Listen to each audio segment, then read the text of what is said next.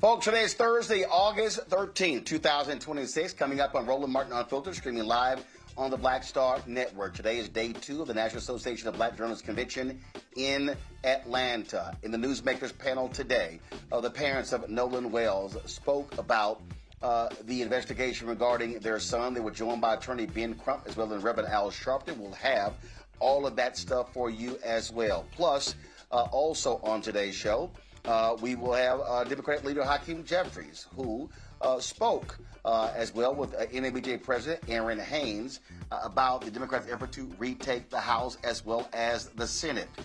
In Nevada, Attorney General Aaron Ford could become that state's first black governor. He will join us to talk about his campaign. A white man threatens to kill black people in a mass shooting and walks away free of no charges. We'll explain. Plus, a candidate running for district attorney in Tarrant County is facing a racist white DA. We'll talk to this sister as she tries to topple this DA. It's time to bring the funk on Roland Martin Unfiltered on the Black Star Network. Let's go. Whatever the miss, he's on it. Whatever it is, he's got the scoop, the fact, the fine. And when it breaks, he's right on time and it's rolling. Best believe he's knowing. Putting it down from sports to news to politics. With entertainment just for kicks, he's rolling. It's on go, y'all. It's Roland Martin, rolling with Roland now. He's funk, he's fresh, he's real, the best, you know he's Roland Martin now.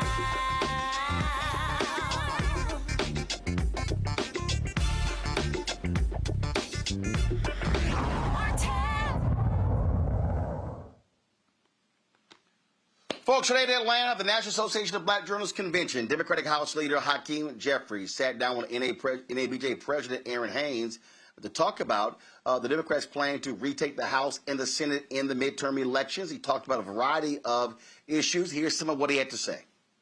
Yeah, so I think we'll see, what happens in terms of what the caucus looks like on the other side of the midterm elections. Certainly our focus right now is making sure that we win as many seats as we can in November, flip as many red seats blue, and take the gavels back so we can actually function like a check and balance on an out-of-control administration, as opposed to what Republicans have been doing, which is a reckless rubber stamp for Donald Trump's extreme agenda, entirely inconsistent with the vision of the House of Representatives. I mean, it was interesting. King Charles, when he came to the Congress, joint addressed to the House and to the Senate, stood there as a king and referenced the Magna Carta as the principle and foundation for the notion in America that executive power is subject to checks and balances.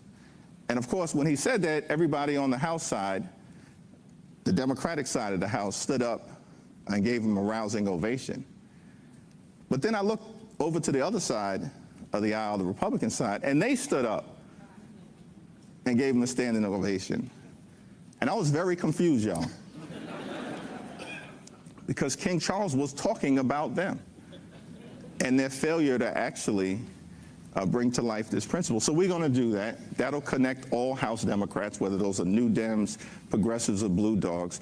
But I think most importantly, everybody is focused on the notion that life is too expensive in the United States of America. There's far too many people. Certainly this is the case in our community, in the black community, who are working hard, they're playing by the rules, but they can't thrive and they can barely survive. And that's got to change. And so we have to make life more affordable, more comfortable for the American people, and that's what unites every part of the House Democratic Caucus. I think that we have to end Citizens United. And one of the things, there's been a series of Supreme Court decisions that have eroded democracy in America. Ending Citizens United was perhaps the first. That came in 2010. Then in 2013, you had the Supreme Court in the Shelby County case decimate Section 5, that was the initial attack on the Voting Rights Act, decimate Section 5 of the Voting Rights Act. Then a few years after that, you had the Supreme Court declare that partisan gerrymandering is all, fair in the political sphere, and that there's nothing to prohibit it in the Constitution. And then you had, I think, the final devastating two decisions, most recently by the Supreme Court, which is one, of course, completely gutting the Voting Rights Act of 1965 in the most recent Calais decision, and then the decision that I think has unleashed this unprecedented corruption on the country is in the Trump v. United States case, where they gave the president basically complete immunity as if he was a king. So you have a series of systematic decisions going over the last 15 plus years that have really decimated sort of our democratic fabric, and we've got to unravel all of it. But Citizens United, I think, was the first, and we support full repeal of Citizens United. You can only bring that about in two different ways, either a constitutional amendment or a change in the Supreme Court. I think we're open to aggressively pursuing both. I think we have to try, anchored in the premise that Donald Trump has broken every single promise that he's made to the American people of consequence. He promised to lower costs on day one. Costs haven't gone down, costs have gone up. As a direct result of Trump policies, including his tariffs that have increased costs on everyday Americans, people in our community and beyond, by thousands of dollars per year. He promised that immigration enforcement was going to target the worst of the worst. But immigration enforcement has basically unleashed ICE brutality on American citizens like Alex Preddy and Renee Nicole Good, in those instances killing them in cold blood. And certainly ICE brutality violently targeting law-abiding immigrants all across the country. I was just with several in New Jersey connected to Delaney Hall earlier in this week. He broke that promise. He promised to release the Epstein files, broke that promise. We forced a vote on the issue. About half the files have been released, the other half still being subjected to a cover-up by the Department of Justice. Donald Trump promised, right, to love and cherish Medicaid, then enacted the largest cut to Medicaid in American history, costing about 14 million Americans their health care and devastating hospitals, nursing homes, and community-based health clinics in our communities and in rural America, the heartland of America, and all across America. And then lastly, of course, this guy promised that he was in office not to start endless wars in the Middle East, but to stop them. And then turned around and got us involved in the reckless war of choice in Iran. So he's broken every promise that he's made. Now, down the stretch, we've made clear to the American people, we're fighting for an affordable America. And we've said that looks like three different things: on costs, on care, and then on corruption. On costs, we got to lower the cost of groceries, of gasoline, of housing, because life is far too expensive. On health care, we've said, look, this is the wealthiest country in the history of the world. We've got to make health care affordable for every single American, and that's our commitment. Reverse the damage that's been done and then build something better. And then on corruption, our view has been, I don't know that we'll get partnership on corruption, but we'll try to seek some common sense Republicans, the few that are left in Washington, to work with us on costs and on health care.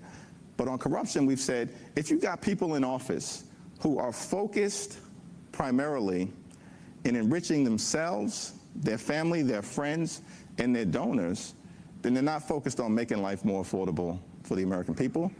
And so from beginning on day one, we're going to hold the crooks accountable. These are the explicit promises that we're making to the American people, and we have a responsibility to try to bring that about. And if we're in a divided government scenario, we can do the accountability stuff in the majority on our own, holding gavels and subpoena power. But in terms of actually moving legislation that makes life better for the American people, we'll need a handful of Republicans to join us. Now, we've forced Republicans to join us in the House on a variety of different issues, including extending the Affordable Care Act tax credits for 3 years on our terms, forced that vote, and then won that vote in January. I think in the majority, we'll have the ability to do more. Folks, at the end of the show, at the tail end of the show, we'll play you the full remarks by Congressman Hakeem Jeffries. I want to go to my panel now. Dr. Greg Card, Department of Afro-American Studies at Howard University. Joining us from D.C., Reese Colbert, host of the Reese Colbert Show, Sirius XM Radio from D.C. as well. Dr. Larry J. Walker, university professor and former senior congressional staffer, joining us from Orlando. Glad to have all three of y'all here. Reese, I'm going to start with you. There's been a lot of talk on the Democratic side about the job that leader Hakeem Jeffries is doing. You've already got people talking about, well, he shouldn't be Speaker of the House. Democrats ain't won nothing yet. My whole deal is, why don't y'all shut up and focus on winning? Okay? The election is November 3rd.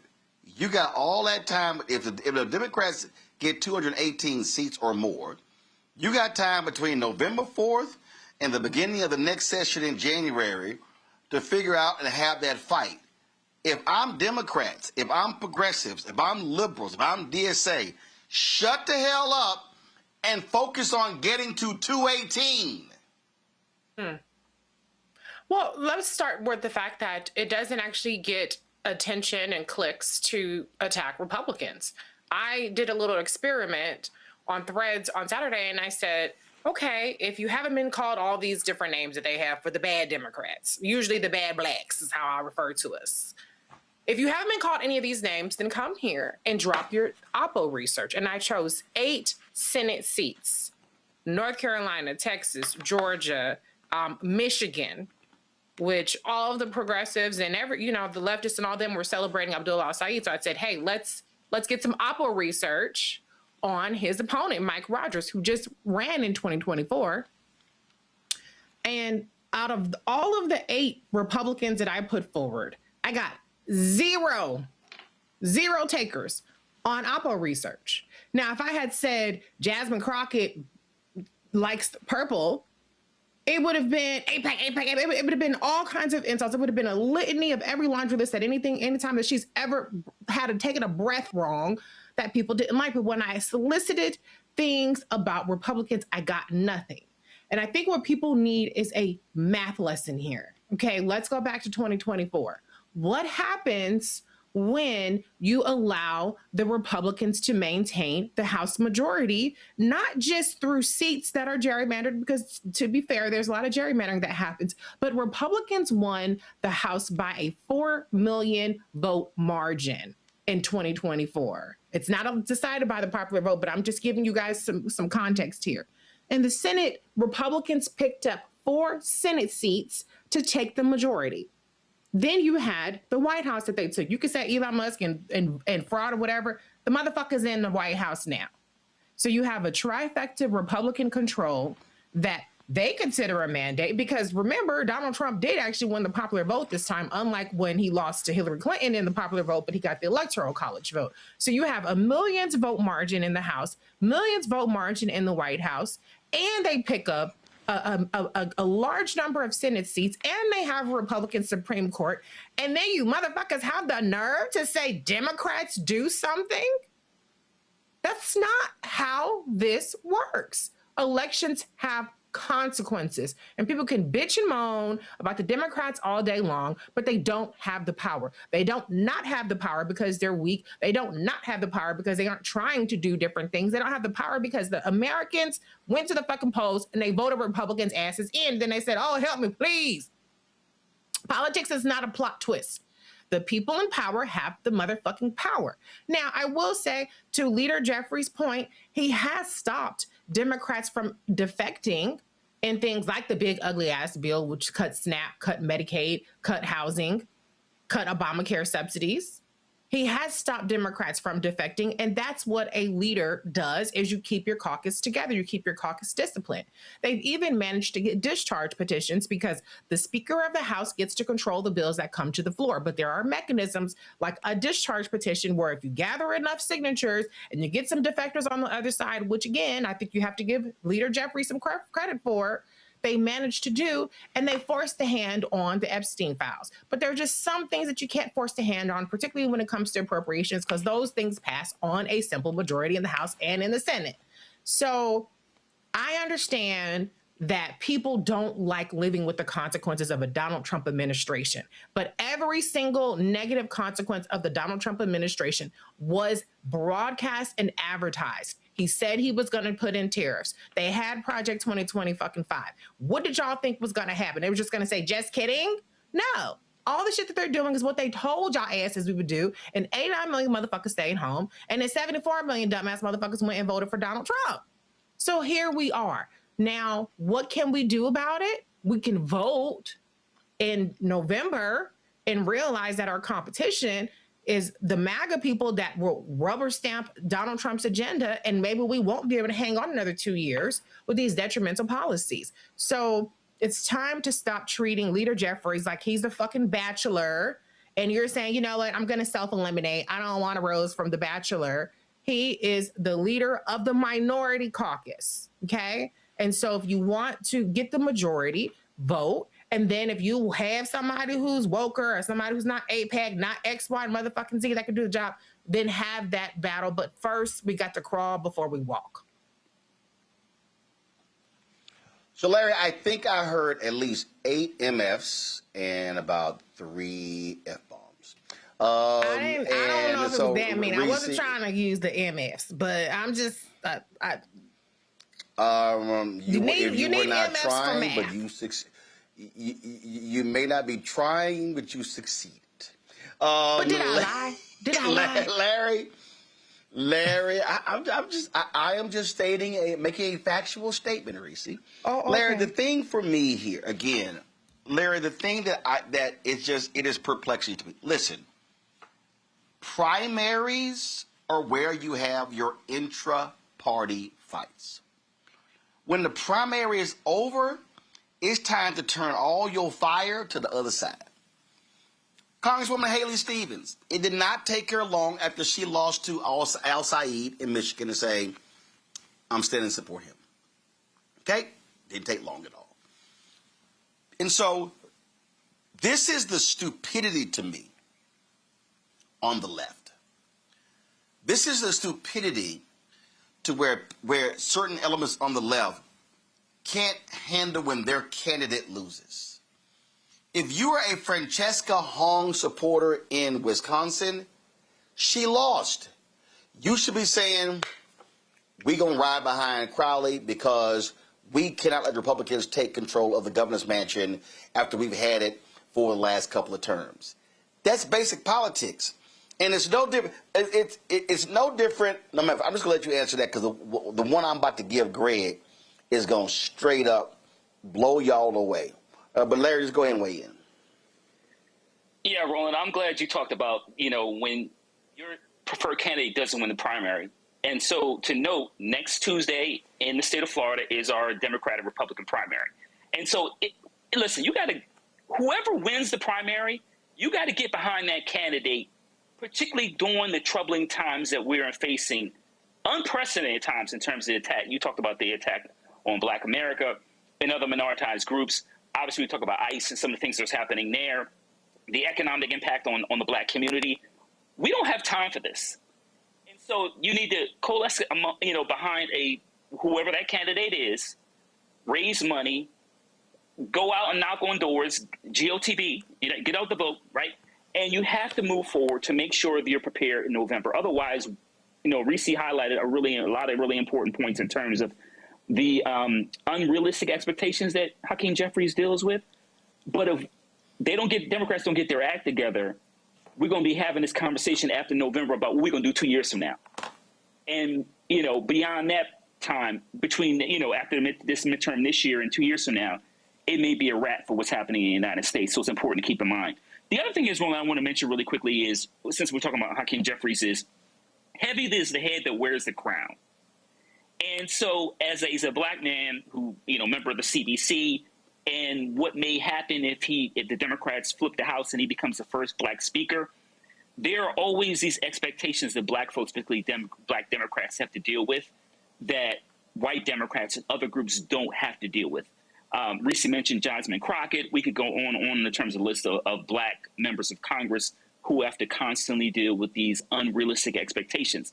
Lastly, Reese made the great point. Listen, this ain't reality TV. I need folks to take civics classes, because when I worked on the Hill and we were in the minority, you had to do what you had to do to get bills passed. Now, if you flip it and you're in the majority, then some of these bills, as he talked about, holding individuals who've been cheating accountable, then we can provide some balance in which the framers of the Constitution initially, when they developed this system of government. Otherwise, we'll be dealing with the same issues over economic issues and the same scandals over and over again. But folks, once again, as you say, have to get behind whoever wins the primary, fund and knock on doors. See, Greg, we talk about consequences all the time, political consequences on the And I was having a conversation with someone today at NABJ in Atlanta, and we had to get a laugh out of this. It's amazing to hear one of the biggest loudmouths who was telling black people not to vote, who was telling black people that Kamala Harris was the same as Donald Trump, turn around and say the Trump Department of Justice needs to investigate the death of Nolan Wells. And I'm like, I'm sorry, you were one of the people literally telling people not to vote. And it is undeniable that a Kamala Harris Department of Justice, a President Kamala Harris Department of Justice, would be far more aggressive in prosecuting civil rights cases than there would be a Donald Trump Department of Justice. There's a perfect example to say to progressives, you look like an idiot where you have a circular firing squad and you are trying to destroy your own when you haven't even reclaimed the House or the Senate.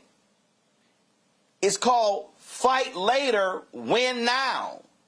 But fight now and lose later is pretty damn stupid, Greg.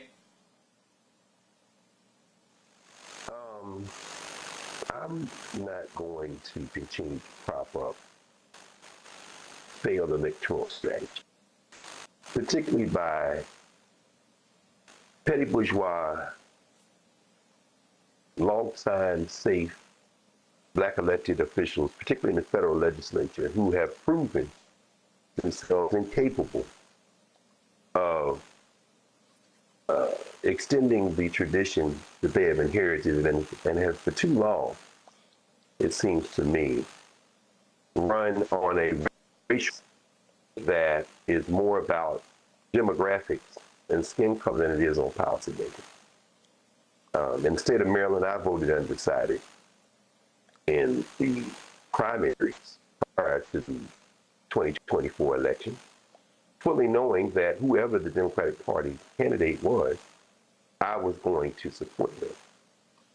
I think what we see right now, and when we look at Michigan and when we look at Wisconsin, we see, I think, two situations which give us a good lens to think about the pragmatic politics. In Michigan, of course, Dr. El Sayed prevailed, and everybody came together. Representative Stevens, hey, I'm supporting him, we got to move together. And then in Wisconsin, where we saw Brother Crowley win, we saw Hong come in at the Unity Breakfast this week. Did not speak. Crowley spoke, says we're coming together. She endorsed us, says I'm going to work out there and campaign, and said the campaign's not, and this is what Hong said in a release statement, the campaign's not about getting one person in office, it's about building a movement for permanent affordability and a government that puts working people first. I will not feed a narrative that I think is completely overblown, that presumes people are stupid enough to sit out elections rather than get behind in a two-party system the candidate that pushes their interests most. We're in August, out of this vineyard, who are in that political class.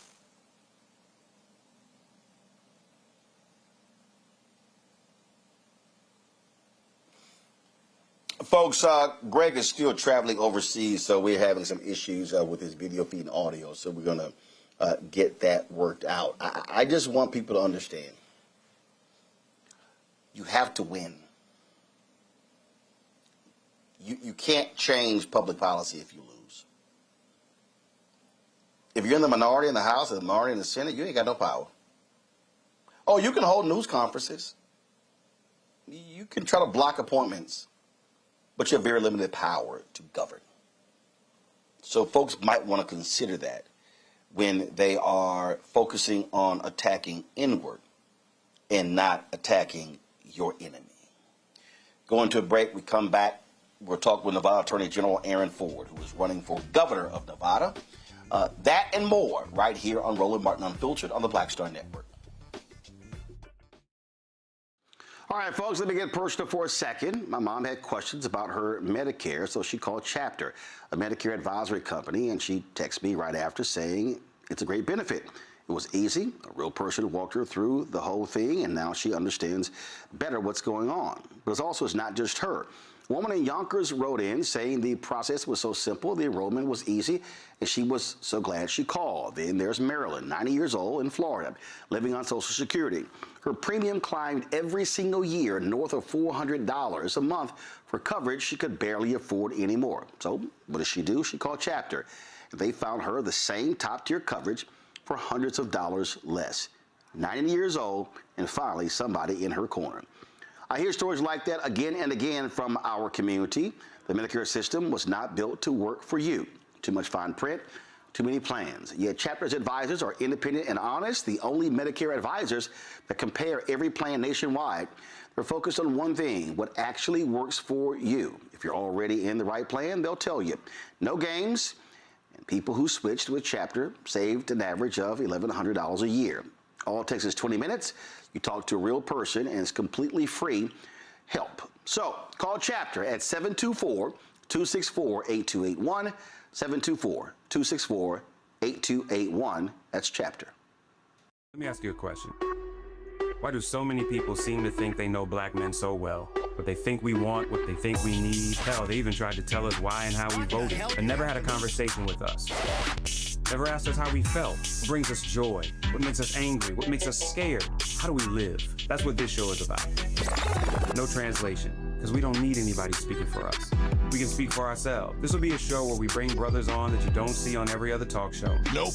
Brothers that are doing work in local communities with black men for black communities. We're going to hear each other and try to understand so perhaps we can move forward together. No translation, because we don't need anybody speaking for us. Nope. What we need is each other. No translation, right here on the Black Star Network. Check it out.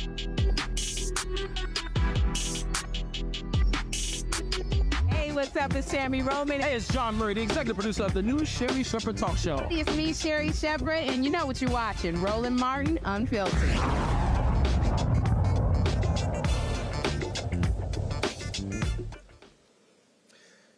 In the history of the United States, there have only been 3 African Americans elected governors of states. This year, we could actually see 4 in November. Right now, Governor Wes Moore is the incumbent in Maryland. He's running for re-election. Keisha Lance Bottoms, the Democratic nominee for governor in Georgia.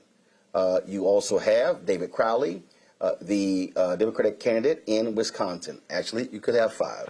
You've got Republican MAGA Congressman Byron Donalds running for governor in Florida. In Nevada, Aaron Ford, the Nevada Attorney General, is running for governor against the incumbent Republican MAGA Joe Lombardo. So joining us right now is Attorney General Aaron Ford. Glad to have you here on the show.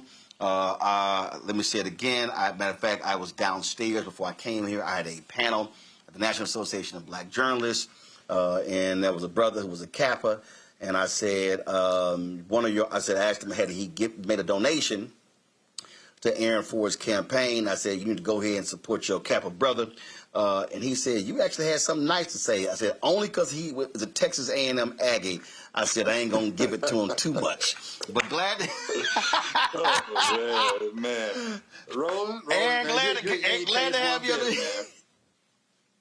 Nope. Nope, ain't gonna happen. Ain't gonna happen. Let's get into it. You're running against the incumbent governor. He was standing beside Donald Trump a week ago, touting how great billionaires are. You're in a state that your economy has been decimated. Las Vegas has been decimated by Donald Trump's attitude towards Canadians and foreigners. Is that the main focus you're making this campaign on how awful the Nevada economy has been by having your MAGA governor stand shoulder to shoulder with Donald Trump?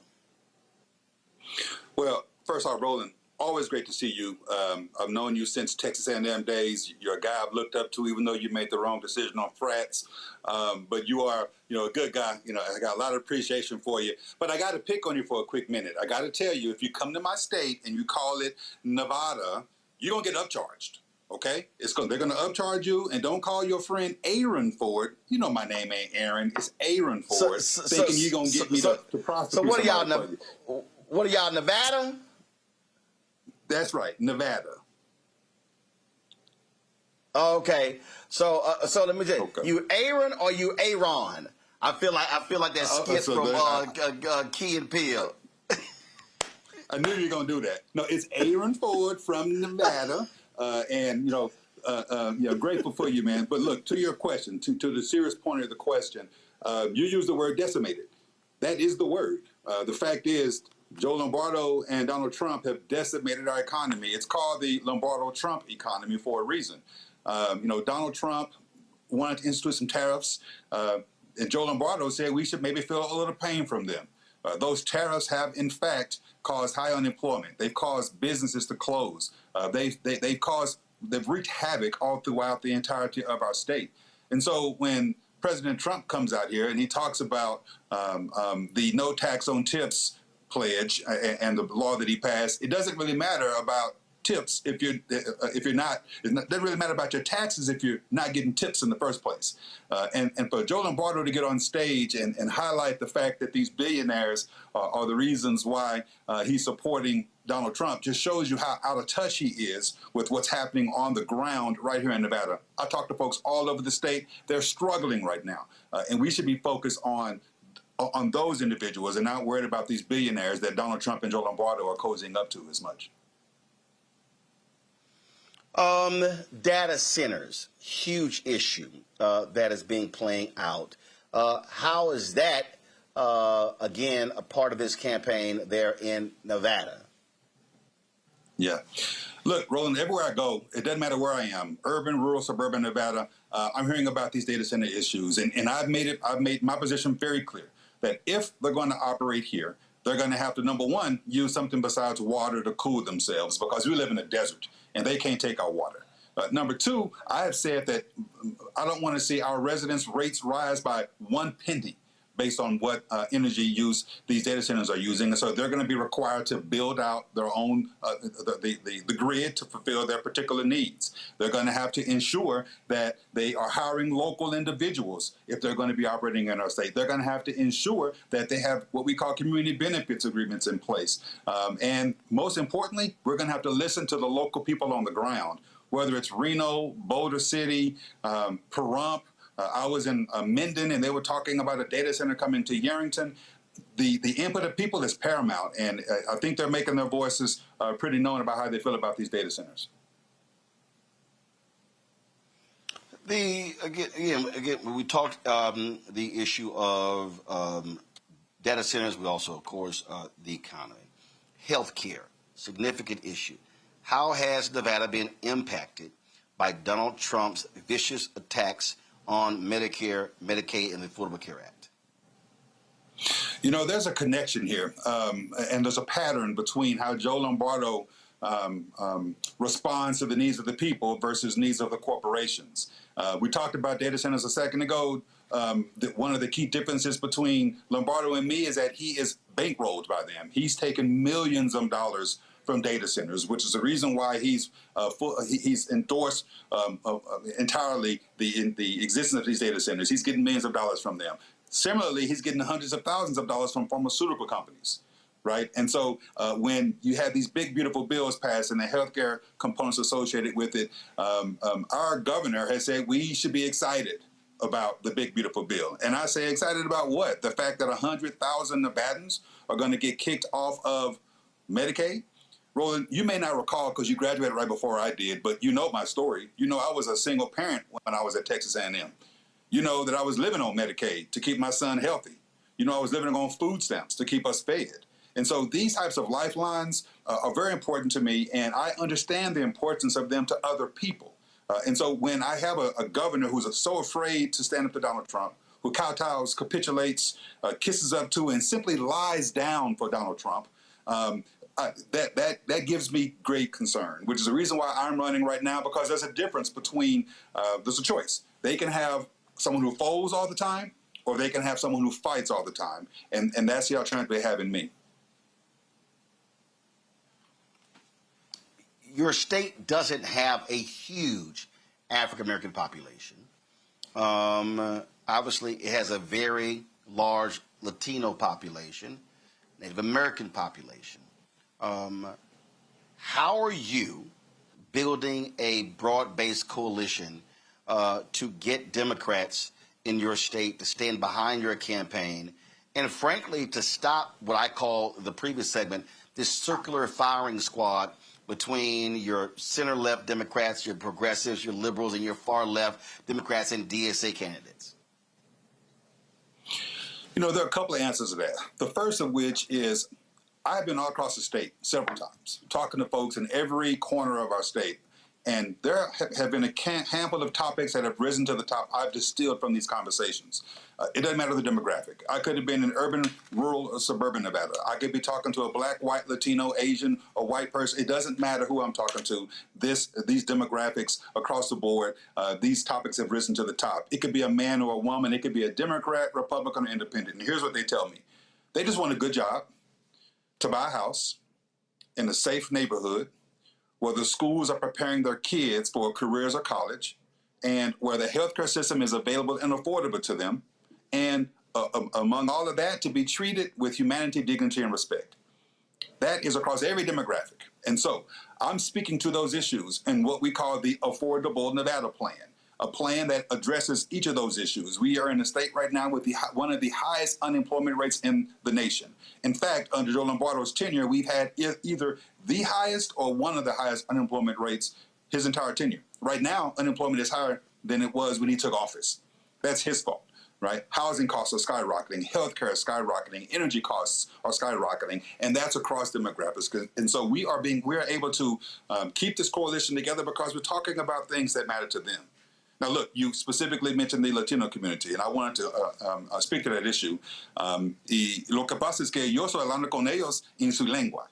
Yo soy en su vecindario, tratando de hablar con ellos para aprender lo que está importante a ellos. I mean, some of y'all are going to understand what I just said, some of you won't. But the point I was making is I'm talking to them in their language. I'm going to their neighborhoods. I'm listening to them. I'm asking them what's important. And we are putting that in our Affordable Nevada Plan in a way that resonates and that has ultimately led to us having a groundswell of support, and not just, frankly, the Latino community, but all across the state.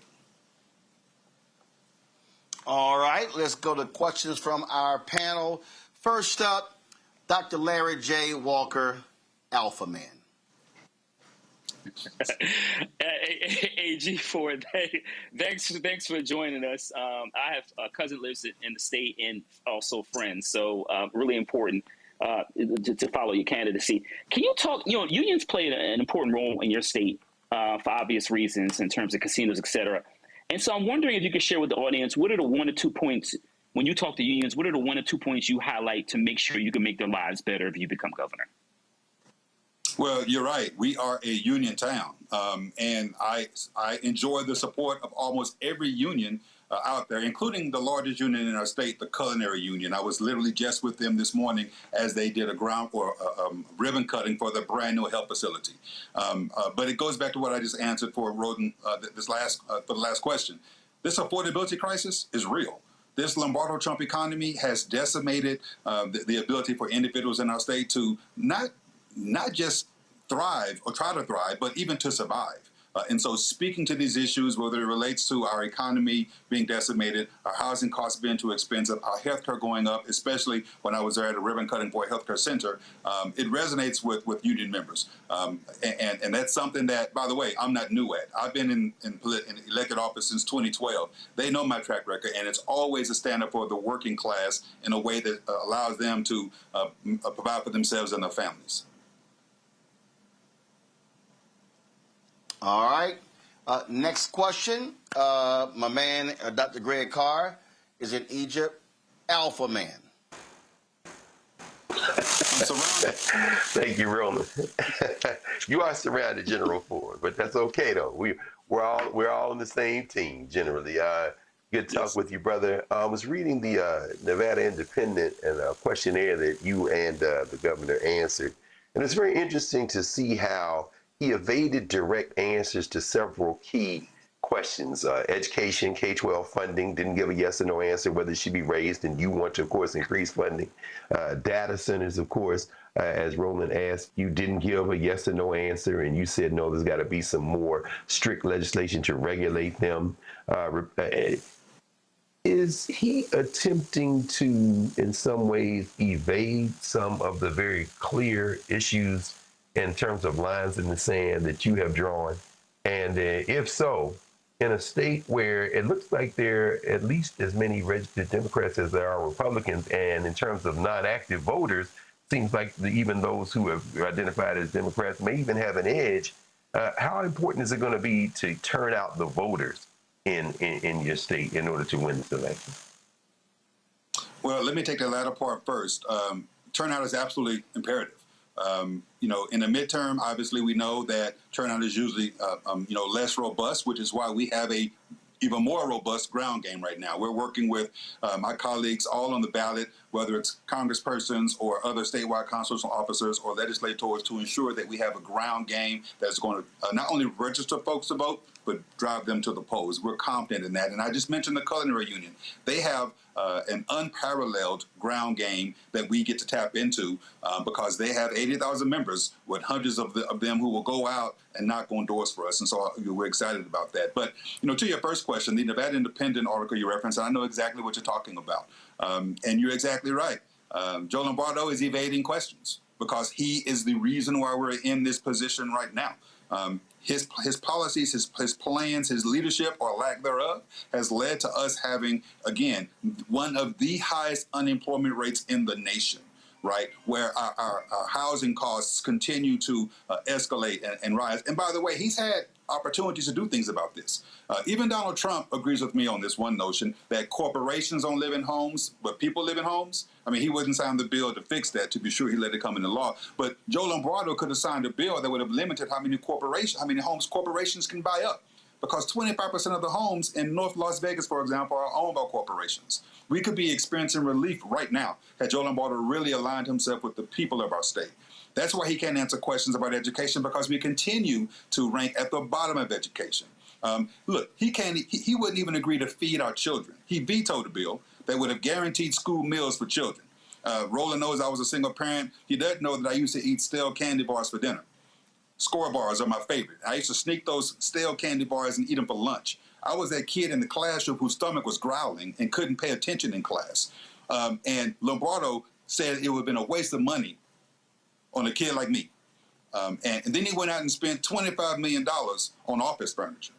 You see, when I'm governor, we're going to feed our kids, and we're going to ensure that our education system continues to improve. That's the reason why Lombardo is being evasive. That's why he is trying to distract from his record. That's why he lies so much. And at the end of the day, this is going to be a referendum on him, and Accountability Day is November 3rd. Reese Colbert, what's your question? This is ladies last today, not ladies first. But you can come on my show, General Ford, and it'll be ladies first. No, Alpha's first. Oh, Go okay. ahead. Just throw chivalry out the window. Just toss it. Okay. Anywho, I guess we're equals here. Okay. So, General Ford, though, to get serious, a lot of times people talk about they want Democrats to fight. And I think that attorneys general have been some unsung heroes in terms of the lawsuits and the wins that you all have been able to rack up against Donald Trump. Can you talk a little bit about how you have resisted and how you have delivered for the people of your state through your lawsuits and how you protected them through your lawsuits of Trump, and then how that executive experience being the head of the DOJ in your state translates to you being governor? No, look, that's a great question, and I want to get to that, but I want to let you know that pretty boys like the Noops, like I am, you would have been first. You see, we do put our women first. Here we go. Anyway, let me stop before he kicked me off his screen. Anyway, true question, real question. And look, the fact of the matter is, attorneys general, Democratic attorneys general, aren't scared to fight. And we have been in court probably upwards of 75 times this term. It was over 100 times when the first time he ran for office. And our win rate against him for violating the law is upwards of 85 to 90%.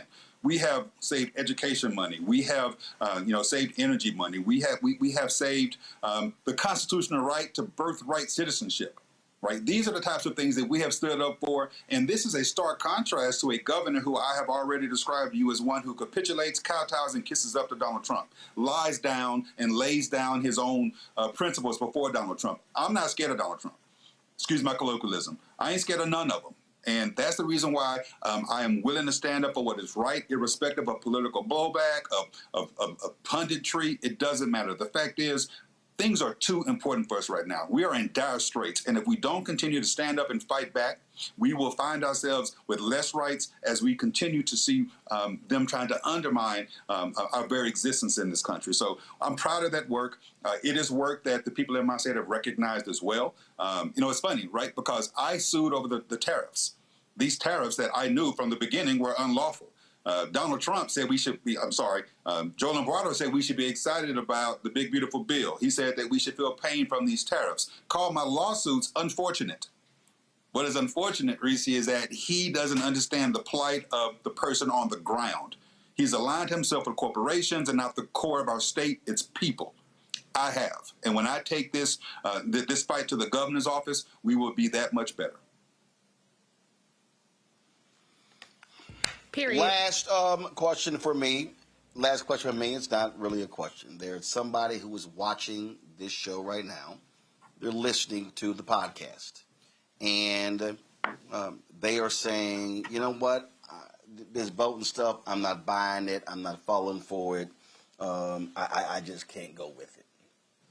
What do you say to that person who actually believes that their vote is a waste of time and that the couch is a credible option? Listen, Roland, there are a lot of canned responses to that are not just canned, but accurate, right? They're trying to take your vote away because they know it matters, right? Your vote is your voice, right? I can say all of that, but here I can give you a real life example. When I became the Attorney General back in 2018, I barely won my race. I won by 0.47 percentage points, right? I tried to say 0.5. They said, no, you can't round up. 0.47 percentage points. 4,533 votes out of over 1 million cast is what separated me from winning and losing. And the reason why that's important is because during my first term, we had George Floyd. During my first term, we had COVID. During my first term, we had a president and Donald Trump hell-bent on undermining our elections. And thank goodness it was me in this office as opposed to the alternative, because none of those things would have been taken seriously. Your vote absolutely counts, and it's important that you actually show up to vote. We need your help out there. Look, we can all throw the towel in. This isn't easy. You think I like getting called everything but a child of God, right? You think that I like getting called out my name and being disrespected and having my life threatened and have to have, armed security around me all the time? No, I don't. But I'm in the fight because I know that if people like us aren't in the fight, we will continue to regress. we were continuing to go backwards. And I, for one, for the sake of the child I had when I was in college, for the sake of the other 2 children my wife and I have had, for the sake of the nephew I raised, and for the sake of all children out there, we'll continue to stay in this fight. And I need the people to go out to vote and stay in this fight with us. Folks, that is Nevada Attorney General Aaron Ford, Aaron. He is running for governor of Nevada on the Democratic nomination, and I appreciate him joining us on the show. Good luck in the campaign. So that's right. He's saying go to his site. That's right. What he's really saying is he's really saying drop Cash App, PayPal, Venmo, Zelle. If you want to contribute, go to forwardfornevada.com, forwardfornevada.com, and also listen. And I've said this to people as well all the time. Hey, you may not live in a state, but you can also volunteer. There's phone banking, other ways people can assist to help with campaigns. Aaron, I appreciate it. Thank you so very much. And again, so Thank A. you. Scott Bolden, if you're watching and listening, I told you, I told Hakeem Jeffries this today. I said, see, I let a few Kappas come on. Yeah. You might be cold over there, but it's pretty too. Well, but ice cold, they gotta be kept warm. All right, I appreciate it, my brother. Thanks a lot. Thank you. Take care. Can't always be serious, y'all. Appreciate that. The point that we made, and I'm gonna go to you first on this one, Greg.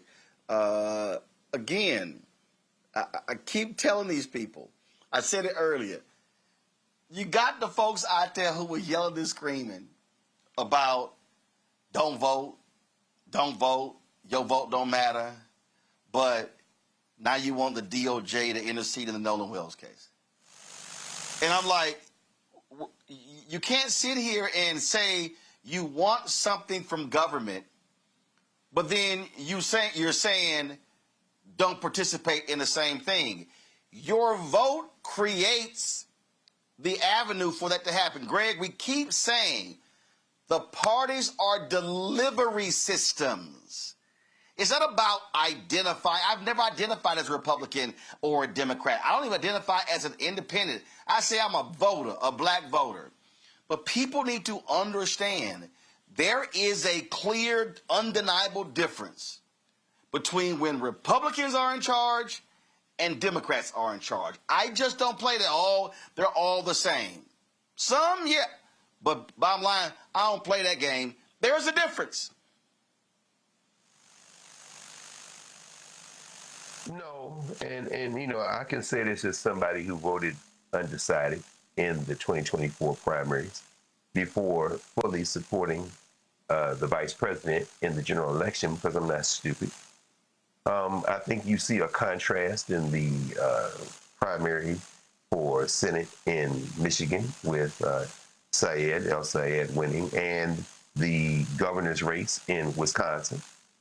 I think you see a contrast there, and you see in both cases, Haley Stevens, who I think was a terrible candidate, which probably contributed to Sayed winning, endorsed him and said we got to work together. And then in Wisconsin, you saw the unity breakfast this week with Francesca Hong having put out on social media a full-throated endorsement, of course, of Brother Crowley, him saying that we're going to unite together because it's not about the name on the back, it's about the policies and about defeating what is clear and present danger to all of us.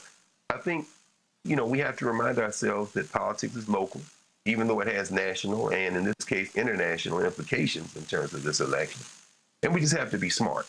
The largest block of voters that can decide this election are the ones who have not voted, the ones who need to be organized. And I think that this contrived narrative of the DSA, you know, I mean, listen, no, don't do that, y'all. I mean, don't fall for the banana in the tailpipe at this point. You know, listening to Representative Jeffries, I think he has been very clear and consistent in a very kind of politically tuned message to kind of stay out of things. I think the thumbs need to stay off the scale in every area. I think Jim Clyburn, God bless him, made a lot of work and done a lot of great things over the years. I think he needs to stay out of local elections. And by local, I mean Senate elections, congressional elections. Don't do that, bro. Just don't do it, Elder. Stay out of it. Because I think finally that black politicians at the national level who have been elected to the federal legislature in particular have really over the last several decades squandered the momentum of the Vote Act fueled first two generations of black elected officials and have increasingly kind of conflated demographic with policy. And unfortunately, that has not satisfied voters who have become disaffected and have become very vulnerable to propaganda campaigns by those who hate all of us and who are trying to hoover up all this wealth, hoover up all this money, and shovel it into the pockets of billionaires. The Nevada election can be won by those who have not been reached out to. And whether it be a Tallarico in Texas, or whether it be a El Sayed in Michigan, or whether it be, as we just saw here, a Ford in Nevada, this election can be decided by those who can get those boots on the ground, because they're not going to match dollar for dollar the billionaires who are going to put their thumbs on the scale. And I think we can set aside these things to defeat this common enemy in the short term if we can simply continue to focus on that granular door-to-door politics. And then once we get past that, sure, then we can have the conversations. But don't lose sight of the fact that you can't have any conversations if you don't have. Well, I always say, I constantly say, Reese, ground game. Listen, you can spend, I mean, what David Crowley just did, he was in the race, he dropped out, he got back in, he missed 10 days of early voting. He completely outspent Hong on television. But frankly, he had no choice. But what I keep saying is that, listen, there's going to be massive saturation in September and October before November 3rd. And if Democrats want to win, they're going to need a ground game. And they're going to have to invest in black people. And it's going to have to be a massive investment. And people are seeing in Wisconsin, in Michigan, in many of these places, hey, where you got lots of black people, you got to turn them out. North Carolina, Georgia, Ohio, Texas, Mississippi. Those are going to be critical places where you need a massive black turnout, and folk better be paying attention today and not waiting for the second week in October.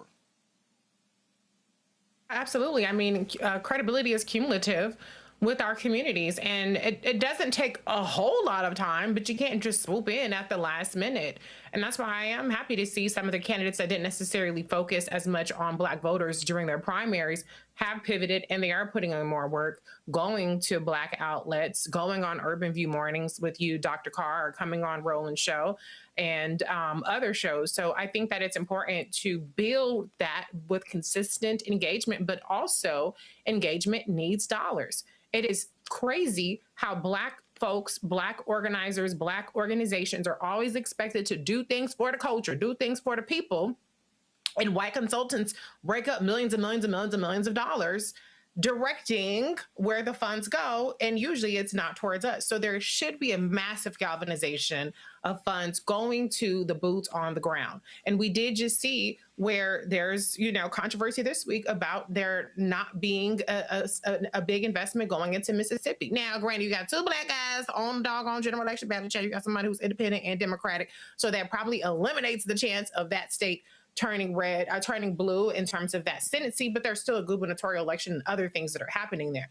But to Dr. Carr, respectfully, I am curious why Clyburn in particular has to stay out when the DSCC chairs, Chuck Schumer, Kristen Gillibrand, they have much more power in terms of the behind the scenes machinations with Senate races. And then you also have Bernie Sanders and AOC that win, and they made their endorsements. And so I'm just curious, because you got cut off a little bit earlier, what is the problem specifically with black electeds that is uniquely symptomatic to them, or what is it that I'm missing that you seem to take issue with?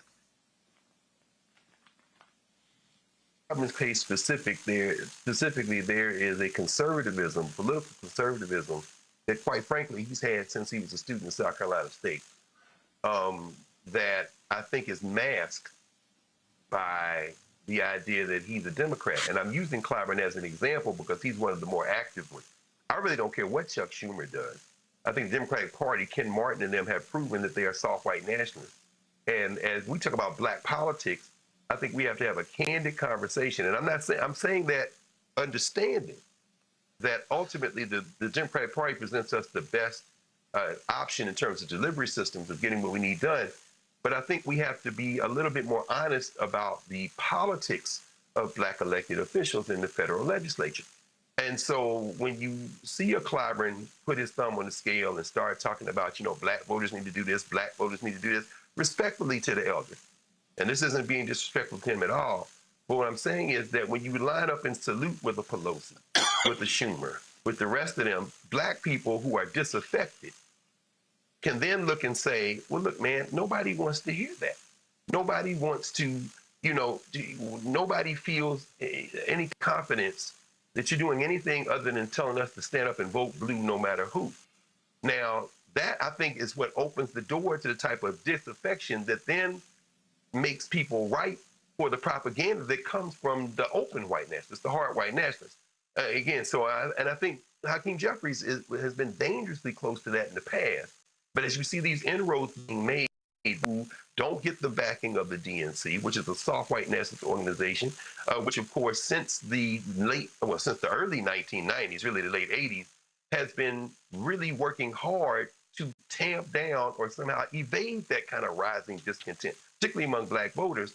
I think that's when you see people like Jeffries realize, I better stay out of some of these things. I need to probably just be quiet and see what unfolds. Meanwhile, it seems like Clyburn is just doubling and quadrupling down. And it creates, I think, a generational challenge. It creates a disaffection. Why are you playing along the margins? Why are you doing it? And then we'll turn around and say, we've inherited the conscience of the Congress. We've inherited the Reconstruction history. No, you haven't.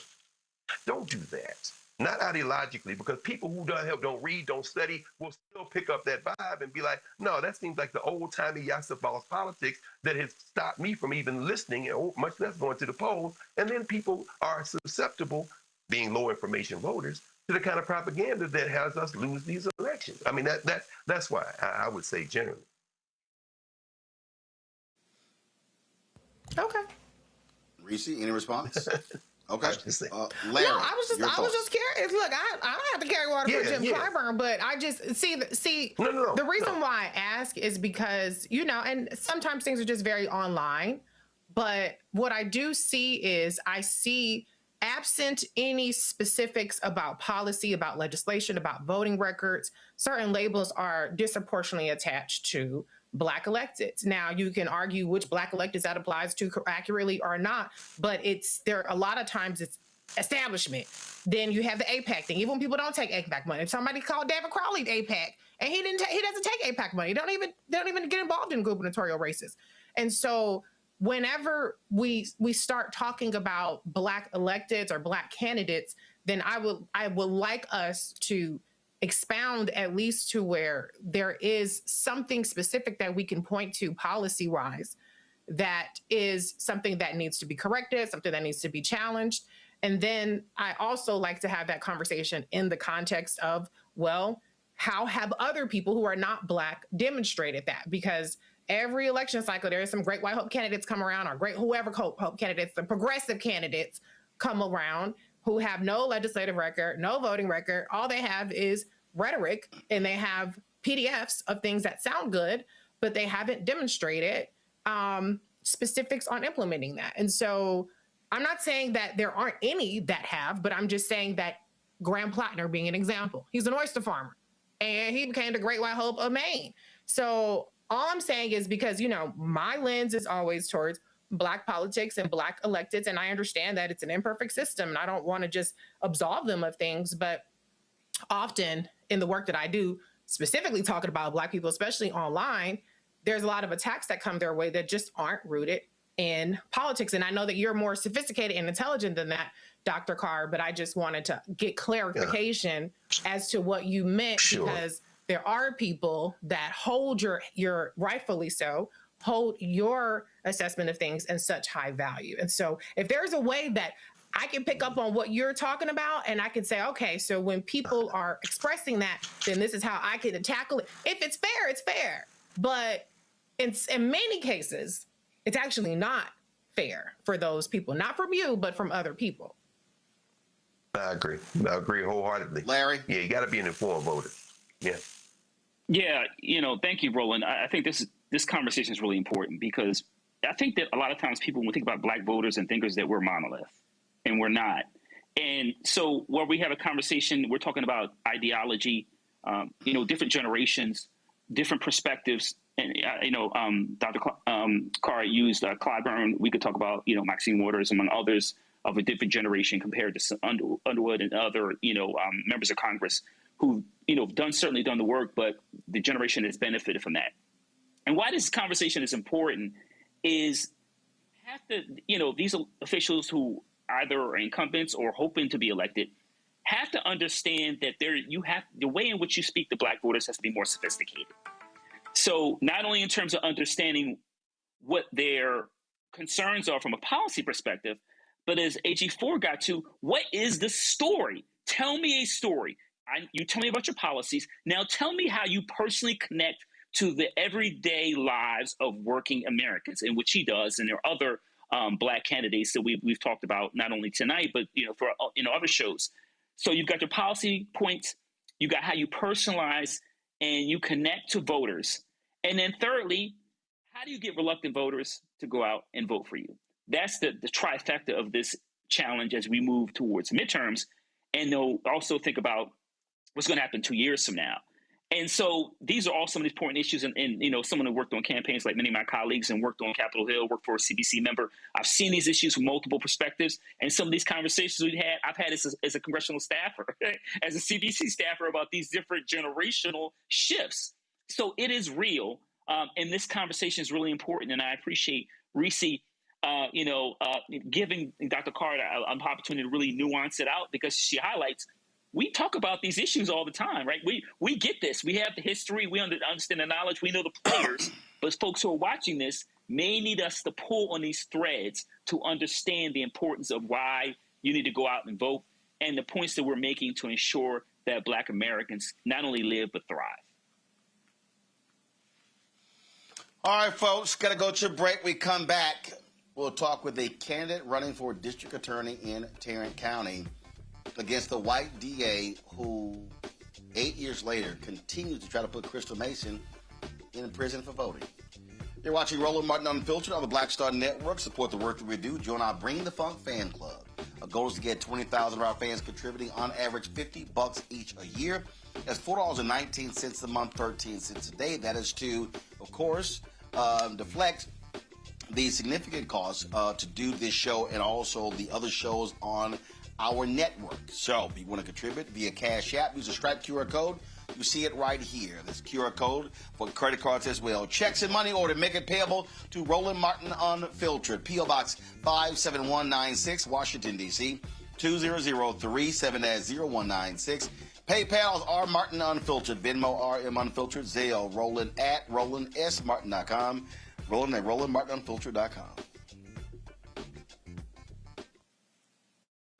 All right, folks, let me get personal for a second. My mom had questions about her Medicare, so she called Chapter, a Medicare advisory company, and she texted me right after saying it's a great benefit.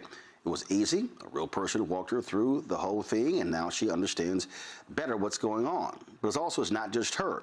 A woman in Yonkers wrote in saying the process was so simple, the enrollment was easy, and she was so glad she called. Then there's Marilyn, 90 years old, in Florida, living on Social Security. Her premium climbed every single year north of $400 a month for coverage she could barely afford anymore. So what does she do? She called Chapter. They found her the same top-tier coverage for hundreds of dollars less.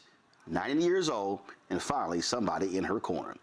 I hear stories like that again and again from our community. The Medicare system was not built to work for you. Too much fine print, too many plans. Yet Chapter's advisors are independent and honest, the only Medicare advisors that compare every plan nationwide. They're focused on one thing, what actually works for you. If you're already in the right plan, they'll tell you. No games, and People who switched to a chapter saved an average of $1,100 a year. All it takes is 20 minutes. You talk to a real person, and it's completely free help. So call Chapter at 724-264-8281, 724-264-8281. That's Chapter. Let me ask you a question. Why do so many people seem to think they know black men so well? What they think we want, what they think we need. Hell, they even tried to tell us why and how we voted, and never had a conversation with us. Never asked us how we felt. What brings us joy? What makes us angry? What makes us scared? How do we live? That's what this show is about. No translation, because we don't need anybody speaking for us. We can speak for ourselves. This will be a show where we bring brothers on that you don't see on every other talk show. Nope. Brothers that are doing work in local communities with black men for black communities. We're going to hear each other and try to understand so perhaps we can move forward together. No translation, because we don't need anybody speaking for us. Nope. What we need is each other. No translation, right here on the Black Star Network. Check it out.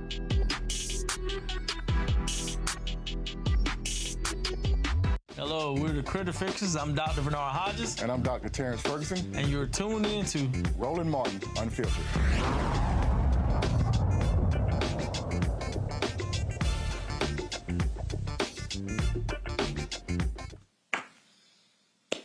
Folks, Tarrant County in Texas, where Fort Worth is the third largest county in the state. It is the last remaining large red county. And one of the big races we're paying attention to, in addition to the county judge race involving Lisa Simmons, who's trying to be elected county judge, is the district attorney race. Tiffany Burks, Democrat, she is running against the longtime incumbent DA in Tarrant County, Phil Sorrells. Now, why should, and I've been calling for black folks to be organizing and mobilizing like crazy. Phil Sorrells, do y'all understand that this man has continued to target Crystal Mason? I need y'all to understand. We launched this show September 4th, 2018. Crystal Mason and her attorney were on our first show. This has been going on 9 years, and he is still trying to put that woman in jail for voting in a race where her ballot wasn't even counted. Yeah. This man needs to be defeated. Tiffany Burks joins us right now. Glad to have you on the show. Is this one of the issues that you've been talking, especially to black voters, about how this man is really at this point he is harassing Crystal Mason? Absolutely. Thank you, Roland, for having me on the show. It's hypocrisy. And I think we know it when we hear our president and other people in the Republican Party talk about election integrity, election fraud, all of those things. But right here in Tarrant County, we've had a jury and a court that has determined that Crystal Mason is not guilty. A high court made that determination. And so for Phil Sorrells to now come back and say, no, we want to reverse that, it's just appalling, quite frankly. And I have gone on record to say that on day one, when I'm elected the new DA in Tarrant County, my first item of business is going to be to withdraw that appeal so that Crystal Mason can move on with her life. She doesn't have to deal with the stress of this situation anymore, and that she can move on. We are talking about a county, and I know you've talked to Commissioner Simmons. I speak with her on a daily basis. We're talking about a county where they are doing everything that they can to suppress the vote here in Tarrant County because they know what's coming. They know that people are outraged about the corruption in our government. They know that people are upset about limiting or attempting to limit access to the polls. They know that people are very upset about the redistricting that's gone on, not only in the state of Texas, but right here in Tarrant County.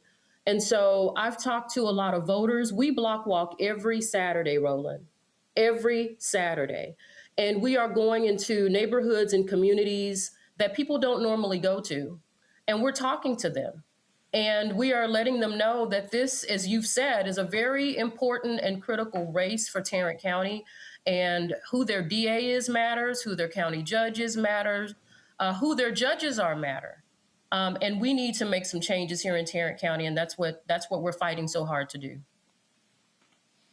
For a very long time, the people who ran for DA were always this tough in law and order. And then the people who understood criminal justice reform finally stopped focusing on politicians in Washington, D.C., and began to realize that, well, it's also about electing sensible people as district attorney. Listen, prosecuting heinous crimes is critically important, but just filling our jails up ceaselessly also doesn't make sense as well. Your thoughts on that and how you would govern when it comes to deciding what cases to pursue and what cases to adjudicate in a different way? You know, I am constantly on the campaign trail, and I tell people everywhere I go that we do not have to choose between justice and safety.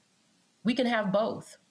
We can have a system, a criminal justice system in Tarrant County that is fair, that is transparent, but that also holds people accountable.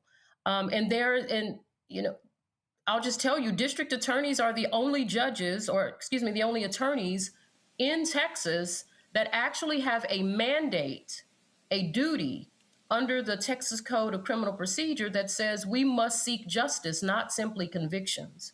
And so the first thing I'll tell you that I will do is I will not make convictions the priority. You know, I have a lot of friends in the current administration, and when he came into office, he had a meeting with his lawyers and basically said, I need high numbers. I need you to put high numbers on the board. I need you to be trying cases that'll make me look good. And that is not our mandate. That is, quite frankly, unethical as a district attorney.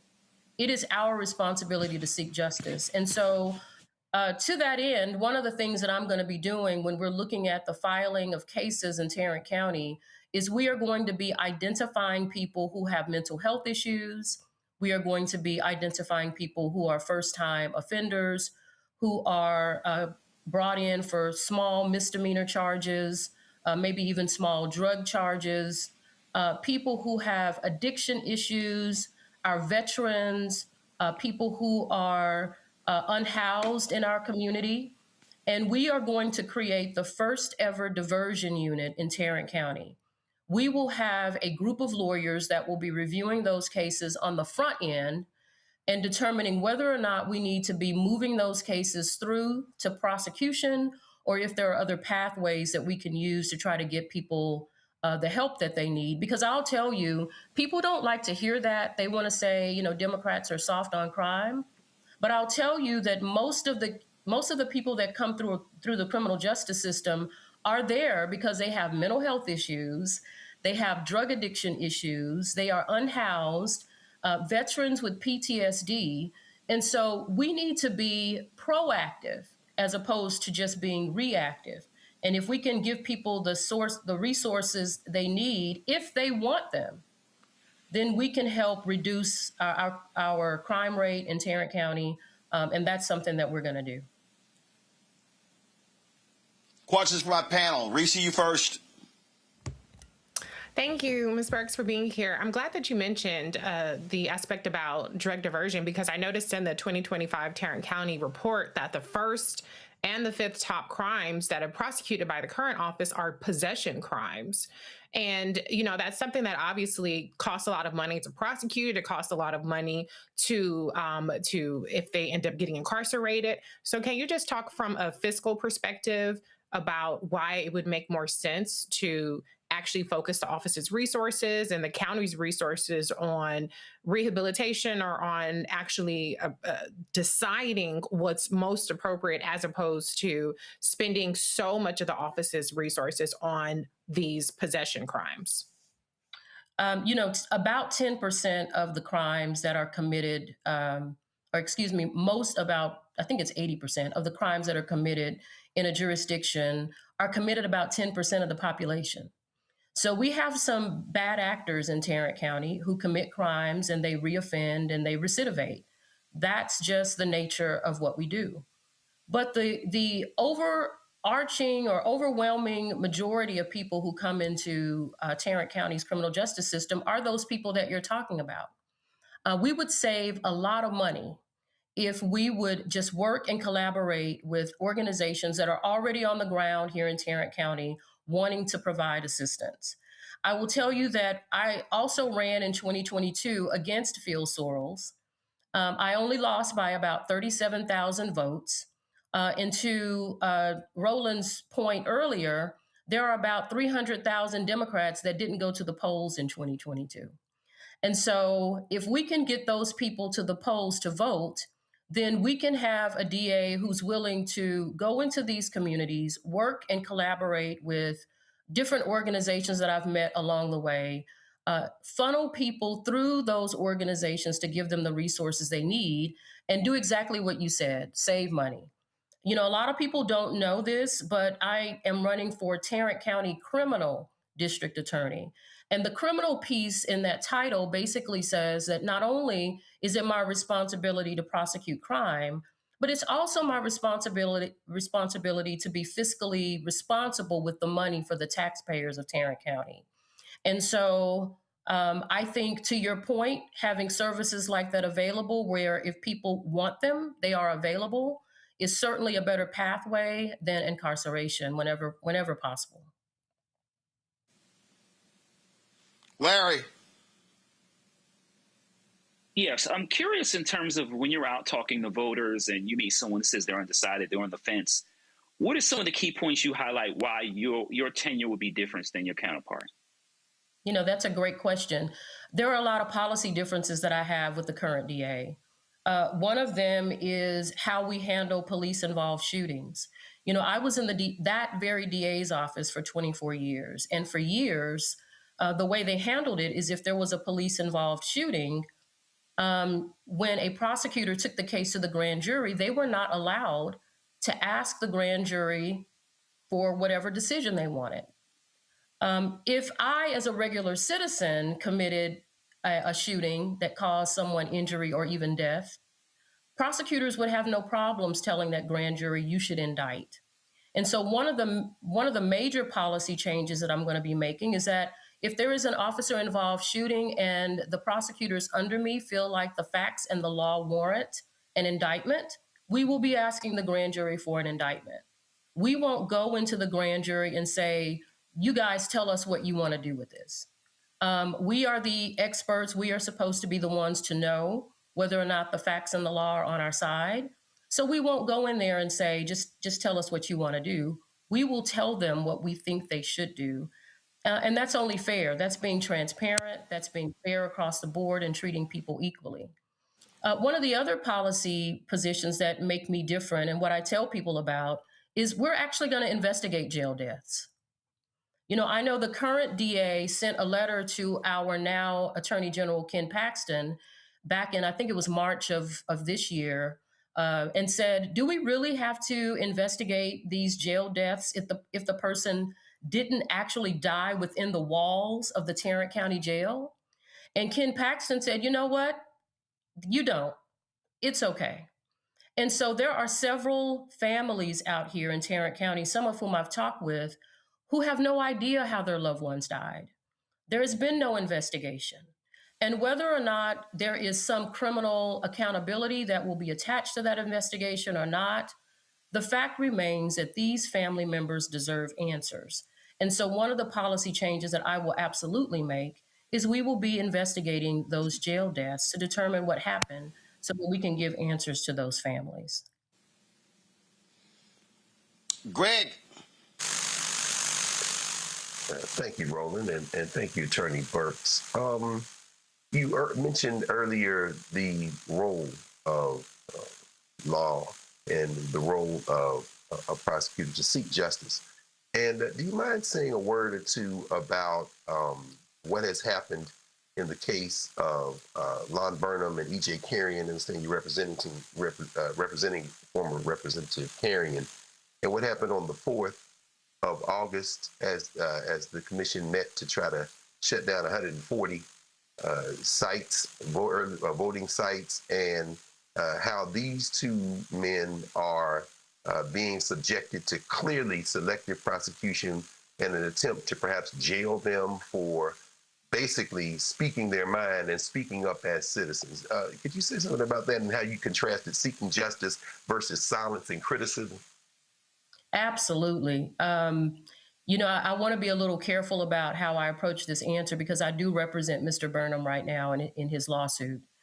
But what happened, and I think the nation saw it, everyone here saw it, is that Mr. Burnham went to the Commissioner's Court on August 4th simply to exercise his right under the First Amendment to free speech, to criticize his government about polling locations.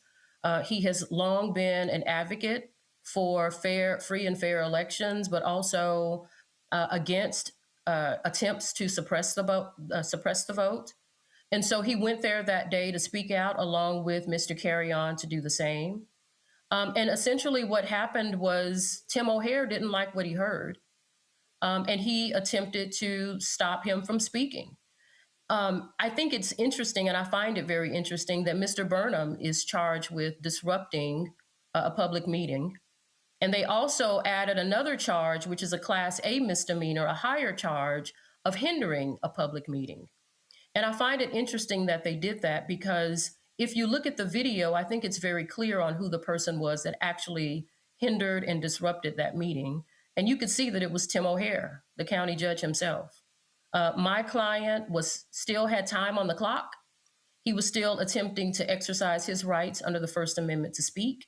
And the person that disrupted the ability of my client to speak has somehow gaslit the entire criminal justice system and turned it on its head to make it seem like it was my client that was actually disrupting that meeting.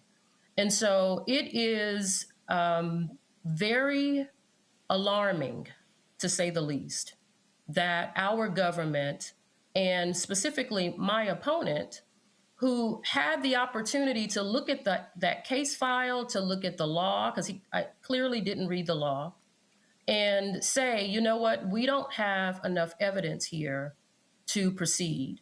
I wrote a 3-page brief before the case was even filed, and I presented it to the DA's office. And I gave them the law and the facts and why this case does not meet the standard of beyond a reasonable doubt to prove that Mr. Lon is guilty of the offense he's charged with. And I gave them that on Tuesday, and Tuesday night, Mr. Carrion was arrested. And I sent a message to my client then, and I said, they're going to file. This doesn't have anything to do with doing what is right. This doesn't have anything to do with making sure the law is being, that people are abiding by the law. This is selective, as you put it, prosecution. And we know that because there have been other instances in Tarrant County where people have contacted the DA's office about wrongdoing, open meetings violations. Or right here in Mansfield, where I live, we had someone on the ballot who didn't tell the truth about where they lived. There was no prosecution in those cases, even when there was a request for the DA to do so. And so it's selective prosecution, and we just need to call it out for what it is. All right, folks. Tiffany Burks is running for DA there in Tarrant County. If you want more information on her campaign, what you should do is go to www.tiffanyburksforda.com. tiffanyburksforda.com. We appreciate it. Thanks a lot. Thank you for having me. Folks, a former North Carolina police officer has been released from custody. He was, of course, arrested for planning a mass shooting of black folks in New Orleans. Christopher Gillen was arrested on April 22nd in Florida after state authorities said he was traveling toward Louisiana to carry out a mass shooting. Deputies found a handgun and about 200 rounds of ammunition in his hotel room. He was extradited to Louisiana and held without bond on a state terrorizing charge. But in June, a grand jury declined to indict him, finding there was not enough evidence to move forward with the case. His release shortly thereafter was not publicly reported until this week.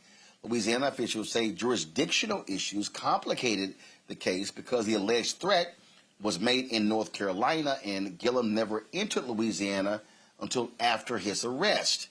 Gillum's attorney says he is not facing charges in any other jurisdiction. Well, I sure as hell hope they are going to be watching him, Larry, because that doesn't bode well for black folks. I mean, is this supposed to make me feel safer? Because I certainly don't. And Roland, you highlighted, they're not tracking this gentleman. We don't know where he is. And so it's really concerning for me because we know of all, over the last several years, these instances in which Black people have been targeted in South Carolina, among other, Buffalo, et cetera, other places, when we're simply just living our lives and minding our business.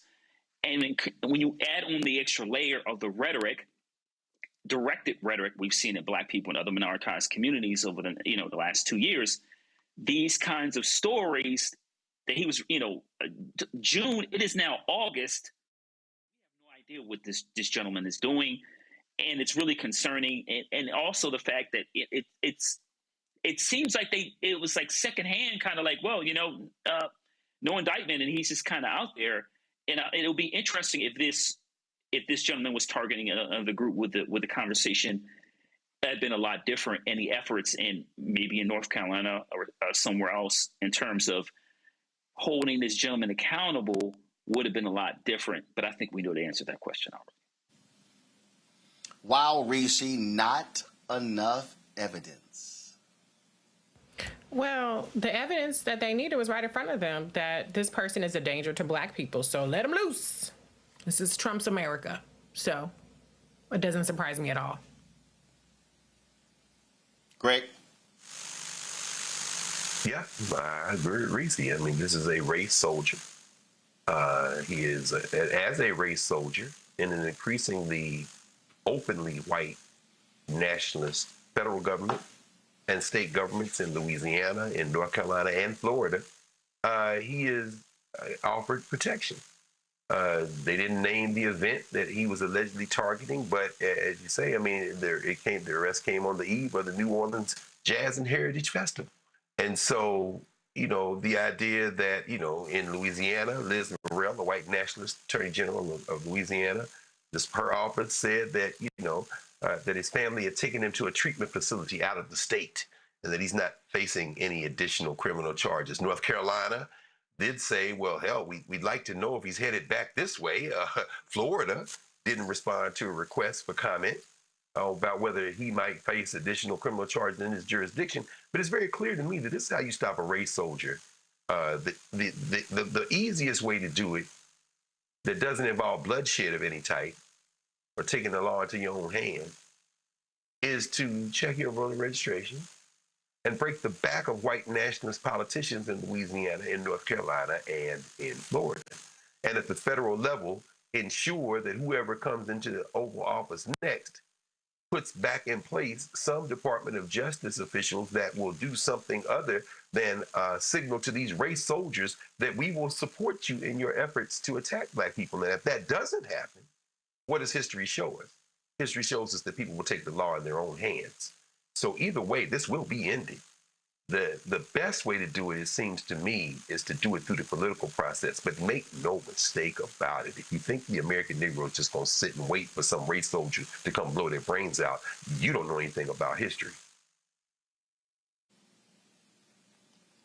Indeed, indeed. Larry, Reese, Greg, I appreciate y'all being on today's show. Thank you so very much. See y'all next week. Folks, today at NABJ, the parents of Nolan Wells joined attorney Ben Crump and Reverend Al Sharpton for a Q&A that was moderated by Tiffany Cross. As we said earlier, we showed you extended clip of Democratic leader Hakeem Jeffries also sitting down with NABJ President Aaron Haynes. Then, of course, also there was the news conference, and Congresswoman Lucy McBath spoke. So what we're going to do is we're going to show you the almost 40-minute discussion with the Wells family, then McBath's comments, and then we're going to show you the full of Congressman Hakeem Jeffries. And so we're going to play that. I've got some National Association of Black Journalists board duties I have to attend to. And so that's going to fill out the rest of our show. I'll see y'all tomorrow on Roland Martin Unfiltered on the Black Star Network. Let's roll it. Now.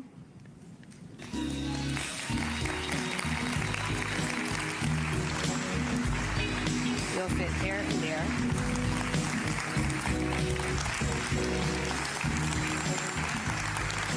And they are joined by civil rights attorney Ben Crump and Reverend Al Sharpton.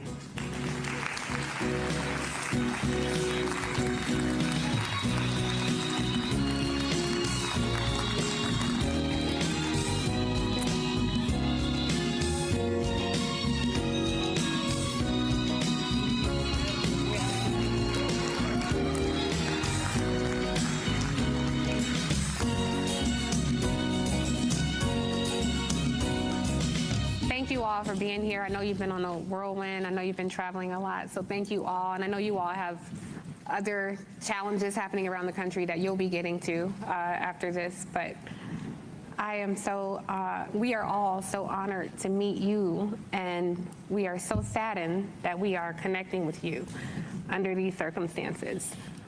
You know, I want to tell you, they asked me to call them Christine and Elmore. I want to say Mr. and Mrs. Wansley, but Christine and Elmore.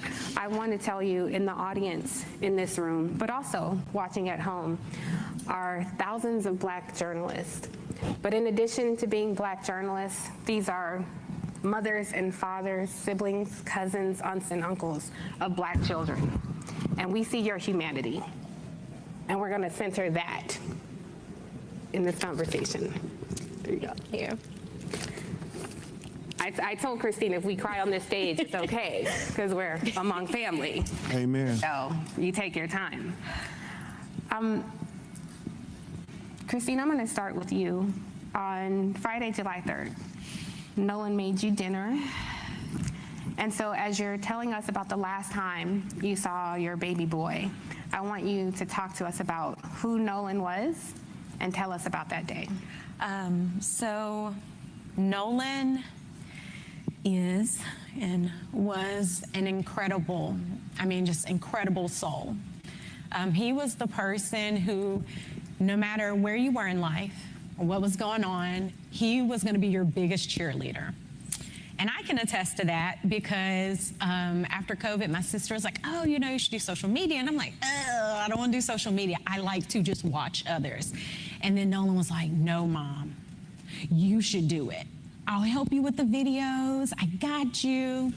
And, just anytime I was like, oh, I just really don't want to do this anymore, Nolan was like, no, Mama, you haven't posted today. And I'm like, I don't want to post. I'm tired. Yeah. But, that's the kind of person he was. He was God-fearing, God-loving. That boy had faith beyond measure.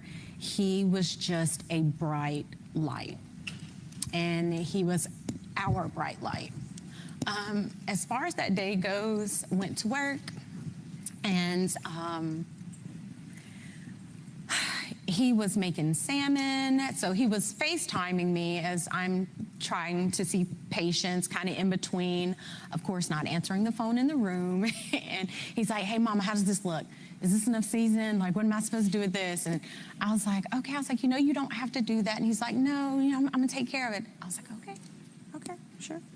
And so he finishes cooking, get home. He's like, yeah, what you know about this? And he was, guys, when I tell you, he loved to joke. Like, he was just one of those people. He wanted everyone around him to smile, be happy, feel comfortable and accepted. And that is the kind of person God made him. Us as parents, we definitely had that influence, but Nolan was just naturally a peacemaker. Yeah. And so yeah, after that it was, ate, and then he got ready to go. He did his normal, hugged us up. I love you, Mom. I was like, be safe, knowing this was going to be his last weekend before going back to school because football was starting, the summer training was starting. And this was his second year at Southwest. And so we knew this was going to be a big year for him. Dad and him had been training and doing all these things and really just kind of sitting with him and letting him know, like, hey, we're going to the next stage in your life as well as, your football career. So the focus was there, and he was ready. So he leaves that day. He leaves that day with, he drives his car, and he told us kind of a general, like, hey, we're going to go to the island. Like, we knew that. I'm staying at Jack's house. And Jax was a friend I think we've met in passing before. And that's the thing, you know, I always say there's a difference in meeting someone, knowing of someone, and then knowing someone. Knowing implies that we've sat down, we've had discussions about your hopes, your dreams, you know, knowing you, okay, hey, he stayed the night at my house, which Wyatt, one of his friends, he had stayed at our house a couple of times. And then Jax, again, that was one I just maybe saw in passing a few times. There was only a handful of young men that we actually knew, like he grew up with. And when I say grew up, I'm saying from like first grade, they've known each other all through high school now that they're graduated. And that would be like Jalen and Javon, LeBaron. Those are kids that we knew. So it's just, it's been hard seeing all this kind of play out. Yeah. And, you know, these are people that he considered friends. Yes. Dad, I want to ask you, because it was Warren Hudson, one of the people that he traveled with, who called to alert you all that Nolan was missing. Yes. So we know at 5:44, the boat returns, Nolan is not there. At 11 p.m., he calls to say Nolan is missing. I wonder if either of you, whoever wants to answer, what happened in those few hours that prompted Warren to be concerned? I'm not quite sure what would prompt him to be concerned, but all I can say is what I did that day. So me and my sister, we made an order of pancit, which is a Filipino noodle dish for one of our friends. They were having a big family get together, and we really didn't have anything planned for the 4th. So me and my sister are, you know, cleaning up, and this is about 8. And she's like, hey, you know, Nolan hasn't texted us. Like, and that was the thing. Nolan was really big with communication with us, right? And so I call him, doesn't answer. I end the call. Call back, and this is probably, I think, maybe around 8. Don't quote me on the times, guys. So then I call again later around 8, still no answer. And then I want to say I called one more time, and I think that was at like 10:48. So I'm in the kitchen, my phone rings. Now this is probably like early 11 o'clock, somewhere around there. Phone rings when I make it back to the phone, and I'm like, whose number is this? Because, you know, we get weird phone calls sometimes. They didn't leave a message. Number pops back up. I pick up the phone because it says maybe Warren. And I'm like, Warren? So this is 11:07. That's per my cell phone records. So I answered the phone. He's like, hey, Miss Christine, have you seen or talked to Nolan? I said, no. Why? He should be with you guys. And he said, oh, no, well, you know, when we went to the island, there was a girl named Katie that he met, and he had decided to stay behind. And I said, what? Because we know our child. And Nolan isn't one to be like, oh, well, I'm just going to throw caution to the wind, and I'm going to stay here with this girl that I just met.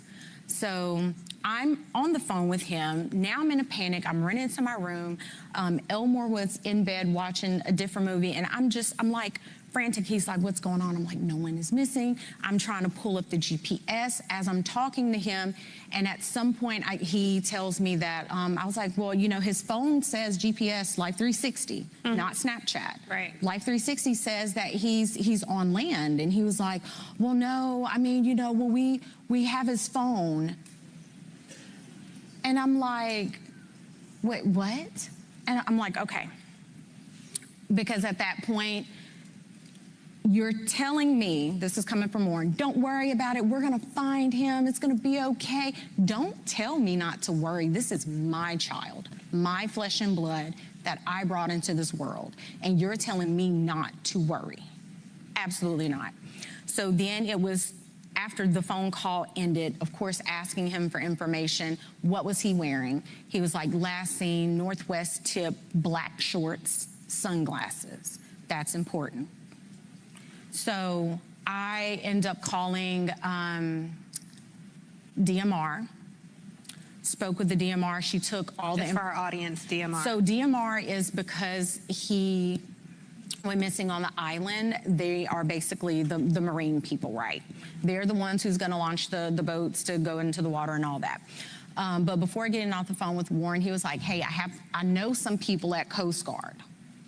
I said, okay. He's like, I'm gonna call Coast Guard, you call DMR. Get on the phone with DMR. I give the young lady the information. And she tells me, hey, you know, I got this, let me call you back. Because she was like, I'm not sure if this is gonna be in our jurisdiction, essentially. So then she calls back and she tells me, okay, yeah, you know, we spoke with Coast Guard. And I'm like, okay, but they're like, this isn't our jurisdiction. You have to contact the city of Ocean Springs. I said, okay, hang up the phone, call an Ocean Springs Police Department. They say, hey, you have to physically come down and give a report. I said, okay. So on our way, because we don't live that far from the police station, on our way there, I was like, well, let me stop by the hospital, because there's a hospital that's maybe 5 minutes up the road from our house. Stop by there. I'm like, hey, have you guys seen this kid? Has he been brought in? The lady's like, no, ma'am, you know, we hadn't. I said, okay, thank you. Run out. We go to the police department. Get to the police station, and the officer basically says, again, this is out of our jurisdiction. And at that point, I'm like, my God, who am I supposed to talk to? Who is supposed to help me with this? So then he said, it's going to be, you would have to call DMR. I was like, we've already called DMR. DMR said it's not in their jurisdiction. So we end up, I think at some point I had called Jackson County Sheriff's Office, yeah. So she calls back and she's like, hey, are you there? I said, yes, we're here, but he's telling us the same thing you guys told us, which is no, we can't take it. She gets on the phone with the police officer. Now this is Jackson County Sheriff's Department speaking with the Ocean Springs Police Department. Ocean Springs Police Department is saying, this is why we can't take this information. She says, okay. He gives me the phone back, and she's like, okay, I'm just gonna take it. I'm just gonna take the information. And that was, we met an officer, it was after midnight. Right. Yeah, it was somewhere after midnight. Met him in the McDonald's parking lot, gave him the information. He was just like, okay, thanks. I was like, like, where is the urgency? Mm-hmm. And so, as far as we know, there were no boats on the water that night. We actually, his high school football coach, Coach Bramlett, texted Elmore that morning. He said, hey man, I got a boat. Because again, we don't have boats. Let me make that very clear. We do not have a boat. We're not boating people. We don't do water like that, okay? So Coach Bramlett's like, hey, I got a boat. So we was like, great, let's go. We're on the water. We go out there. We walk the island. Cell phone works perfectly fine. I actually had almost an entire conversation with my grandmother, who was in a panic, as we're walking this island looking for anything. I just want to pause there. The cell phone worked fine, because in the reporting, there's been so much reporting that there's poor cell phone reception. And this is some of the disputes that we have about that night. Dad, feel free to jump in here, because they're saying he met this young lady, Katie, and that he stayed back. According to the reporting, Katie is saying no. He said he was going to go with his friends. According to the reporting, the friends say, no, he left us his phone because there was no reception. Dad, have you found any consistencies? Have you spoken directly with any of his friends? Well, the first inconsistency was you called me and tell me my son stayed on the island to talk to a girl. My son would never do that. That's not in his character. I didn't raise none of my kids to do that. The second thing is, you say he doesn't have his phone. He doesn't leave his phone. I will wake up sometimes in the morning and Nolan will have his phone here right in my face. And I'm waking up cussing and fussing like, boy, you don't get the camera on my face. And he just laughing and giggling and stuff like that. So that's twice. To me, that's two lies that he told me as a father. Like I said, we went on the island. And actually, a classmate of mine called me that morning as we were going out to the island with Nolan's coach.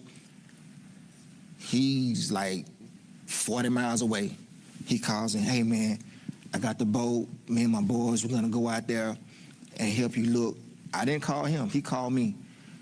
and we're going to start on this end. Well, I said, well, we're probably going to start on the other end. So me, my wife, Coach Bramley, and a high school classmate of mine were the only we were the first ones out there looking. Like I said, we docked the boat, got out the boat, walked on the island. She had a whole conversation with her grandmother on the island, got back on the boat, went back around the island. I guess that would be the north side, facing the Gulf of Mexico. I get another phone call. So my phone worked fine. So this whole thing about not having phone service, I don't know. I don't know if it's the carrier or what, but ours worked fine. I think those around maybe 8 o'clock. Yeah, because we finished up around. Who was it? Jackson County or the? Yeah, Jackson County Sheriff. Finally showed up. Yeah. A couple of boats, they finally showed up. By that time, I was like, he's not out here. I was more focused that he was at someone's house. That was the So, that's where my hopes and feelings were. So we left. The county stayed out there. My friend, he stayed out there because he called. He was like, well, we're going to stay out here a little bit longer. I said, okay, I appreciate it. So we leave. Then I would say maybe a couple hours later, my friend calls me back. And he said, well, we're going to give it and go. But he said, look, I can gas the boat back up. And if you want to go back out there, we can go back out there. I said, I don't want to go back out to the island. I have a feeling that he's not there, and I don't want to go back to the island. So he said, he offered, he said, well, if you do, we can go right now. I said, don't worry about it. I appreciate you coming out there. But he said at that time that helicopters were out there, more Coast Guard, more people were out there. So we get back on land, and as far as the keys, what was that night? Or was it? That was that night. That was the night like to call. Okay, let me back up. As far as getting the car back, after we gave our report to Jackson County, the sheriff department that night, we were trying to figure out who to get a report to. We had a friend in the family that located his phone. We wasn't there to get the phone, but apparently there was some kind of friction with getting his phone. Yeah. We don't know what the friction was. So the phone and the key were at the same location, which was Jack's house. Okay. And again, all of these kids share their locations on Snapchat. And so she was like, hey, I can go pick his phone up, not thinking that his car is there, you know. Which she stopped everything she was doing. Her and the boys, they went out. Like, we were all out searching for him that night. And yeah, like Elmore was saying, there was an issue, some type of friction. The cops ended up coming and they left. And so then kind of the same thing when we came to pick up the key, Elmore went up there asking for the key, didn't know where the key was, and all of a sudden we know where the key is. But see, hold on. But see, this is another thing that bothered me too. When we got to the house, you know, it was some of his other friends were there, you know, and they were, you know, beating on the door like, "Where Nolan there? Where Nolan there?" You know, beating on the door trying to get in the house. So I walk up to the door and I'm calming them down, because for one, okay, you're allowed. Two, you're in these people's house. So if you tear these people's house up, that's gonna be a whole nother issue. I don't want y'all bothering it. And three, I need you guys to calm down, and I need them to kind of trust me as being an adult so I can get something out of them. So I get them out the house, and then Jax finally comes down the stairs, I guess in the room. Harold Minister, like he just woke up, whatever. I said, look, I'm Nolan's father. His car's outside. I need to get his car and all his personal effects that may be left over here. And he goes, oh man, Nolan was like my brother. I said, Nolan was like my brother. I said, well, if Nolan was like your brother, would you please go and get everything of his so I can get his car, I can go home. So he walks off. 2 or 3 minutes later, he come back. I don't see the keys. Okay. So I leave out the house, go back outside, stand by the car. During that time, one of the guys that was in the house, one of the other friends, he was on the phone with a girl who was apparently there with them earlier that day. And she was telling him that his keys was on top of the Xbox in his room. So he goes back up to the door by himself, and we're still out by the car. And lo and behold, here comes the keys. So now to me, you lied to me 3 times. I don't believe nothing that you tell me from here on out. And this is Jax. This is Jax. And eventually he does give you the keys. Yeah, eventually give me. But there was friction getting the keys. Yes. So for one, you tell me my son is on left still on the island with a girl. 2, you have his phone. And 3, you don't give me the keys when I ask. I don't know any father who would believe, just if one of my friends did that, I'm gonna be cordial with you, but I'm gonna watch you. And I just... Ben, I wanna ask you, because I'm hearing these 2 parents who essentially had to become search and rescue or law enforcement, looking for their own child with such a lack of urgency on behalf of law enforcement.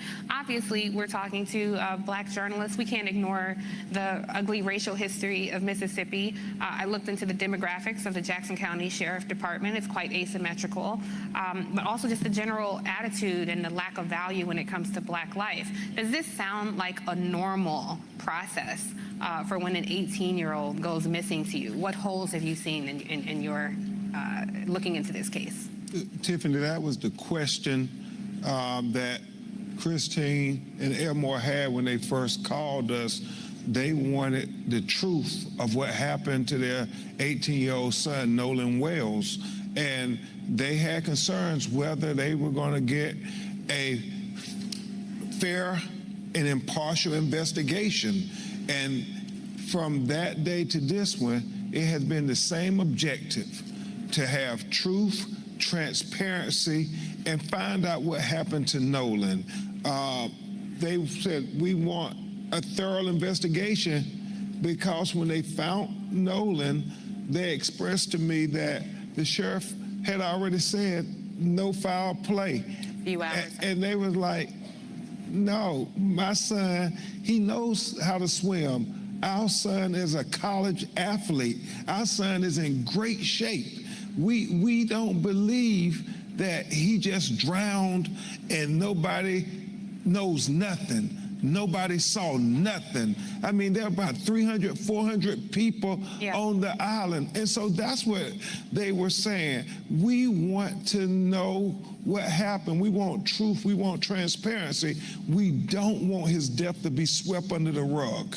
Well, just so to make sure the audience and the people watching at home know, so they did declare very quickly, as you're noting, that he drowned when his body was recovered on July 6th.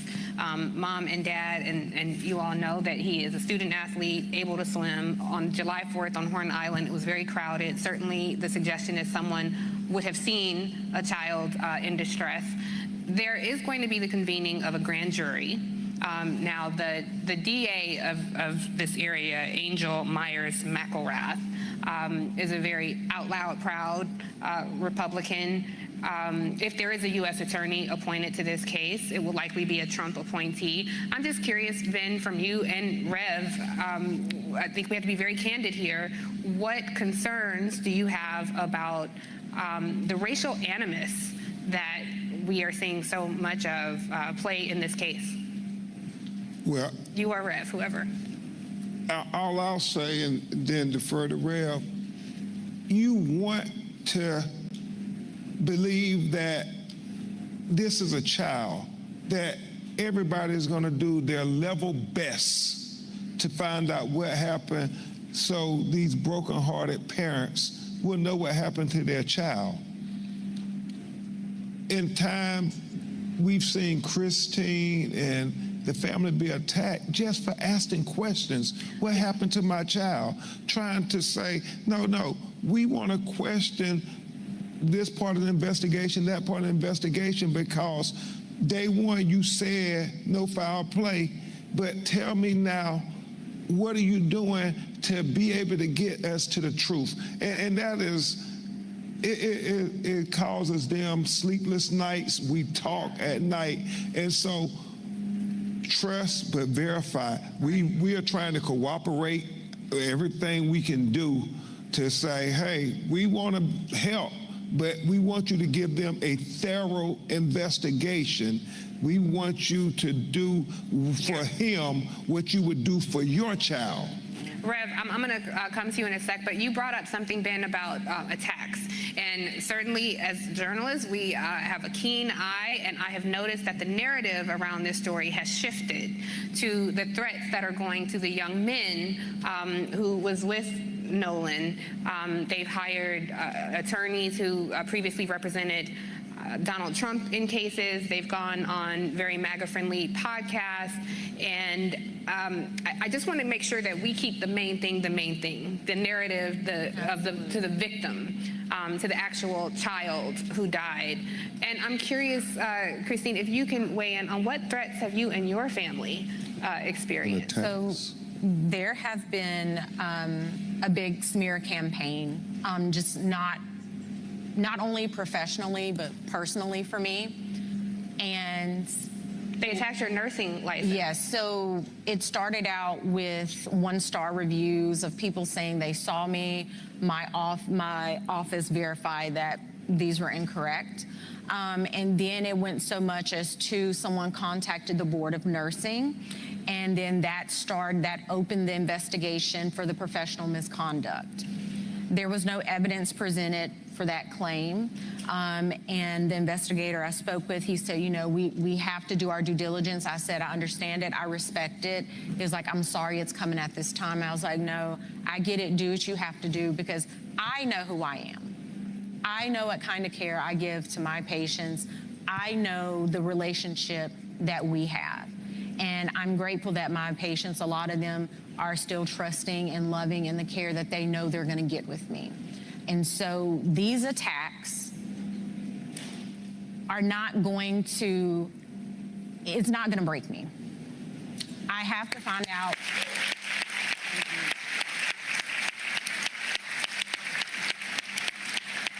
We have to find out what happened to Nolan. That is the only question we've ever asked. We've never blamed anyone. We've never tried to smear anyone. I know I heard something about the picture. That picture was sent to me because this is the picture of him on the boat. On the boat with the people. Yes. And what it was is they were like, the person was like, Miss Christine, the information is incorrect. This is what he was wearing. Because initially he was in black shorts, which again, that is the information I received from Warren, verbally and via text. When she sent me that picture, I was like, oh, completely different color. These are like a blue-gray short. So we had to correct that. But I'm grateful, we are grateful to all of you. Thank you for keeping our son's story alive. And thank you so much, Tiffany, for having us. I think that's part of our assignment here, our responsibility. So often in newsrooms, we have to defend and define Black life and defend and define our own humanity. And so it makes a difference. The same way in other newsrooms, when you see someone and you feel like they're familiar, that so happens as they resegregate newsrooms and lay off Black journalists en masse, that goes away. So the people in this room have a keen interest in this story because they see your humanity, and that's what we center in this conversation. Rev, put this in historical context for us, because as I look at Mississippi, I don't have to tell you of all people some of the immediate thoughts that surface for us here. Well, when I got the call from Ben Crump and he had the parents connected, and they told me the story, I'd not heard the story. I heard something about some in Mississippi. But when I heard the details, the thing that jarred me from a civil rights point of view, and I've been working, Ben has come National Action Network for 20-some years with a case, and then from there on and on and on. And if it's not a civil rights position, we don't get involved. When they told me that law enforcement said there is no foul play, that's a prejudgment. And I said, wait a minute, They said, the parents repeated to me on the phone, I said, they said it was, this is 2 days after it happened. And how do you investigate and there's no foul play and you don't even know what happened yet?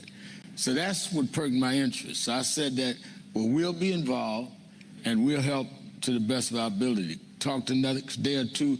I said, y'all come to New York, we'll have a national press conference. That's how we broke the story. The first national press conference they did at our headquarters, National Action Network. And then all of a sudden, it was all of this attack for getting involved.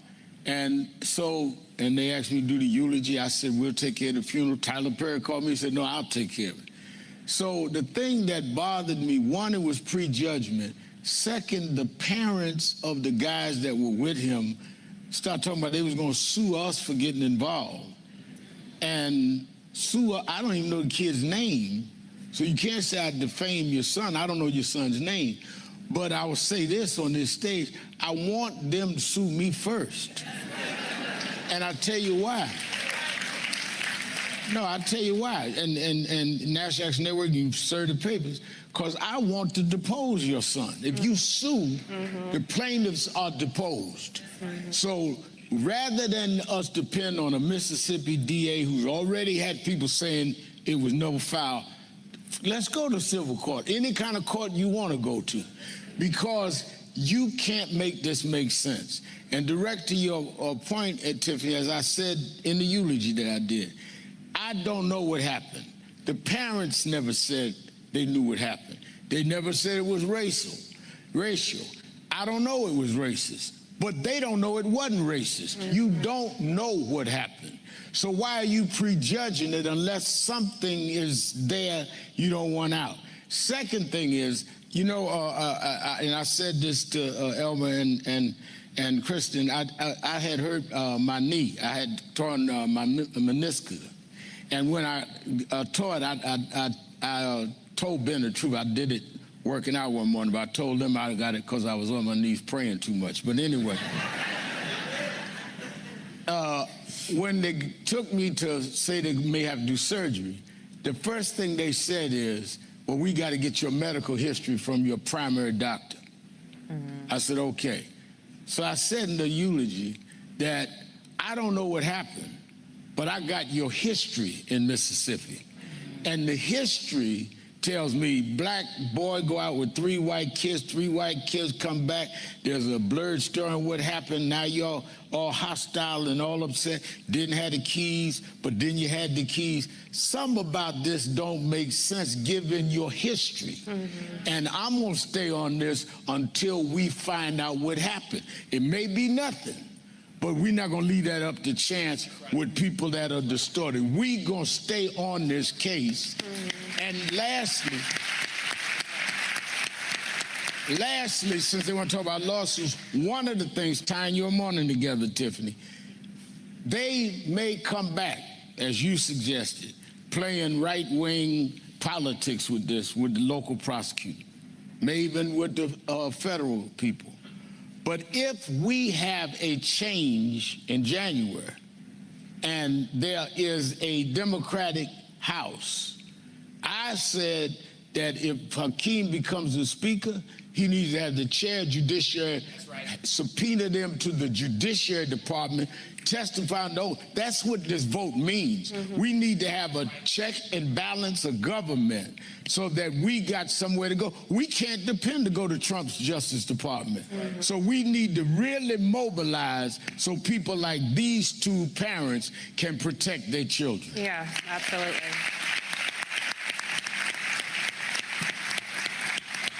I think you laid out such a great example on how the tentacles of white supremacy cast such a dark shadow over almost every aspect of what your parents went through.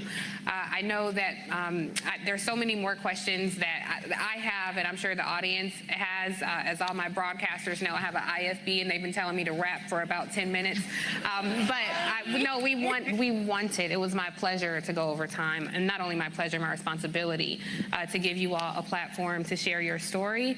I think it's so important important, and I think this is a responsibility that the Black journalists in this room take very seriously and will carry with them back to their newsrooms where they may be the only, or back to their platforms where they are building reach or have a wide reach. So I thank you all for sharing your time and being so open. There will be a press conference. There was an autopsy, a second autopsy that Ben Crump initiated that I believe Colin Kaepernick helped to fund.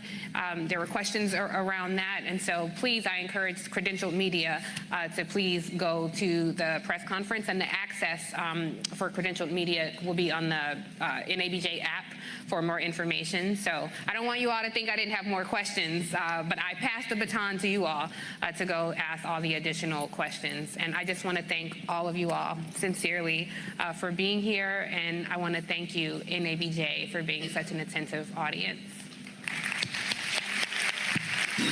Please welcome back to the stage NABJ President Aaron Haynes. You want to do photos? You were so great. Thank you.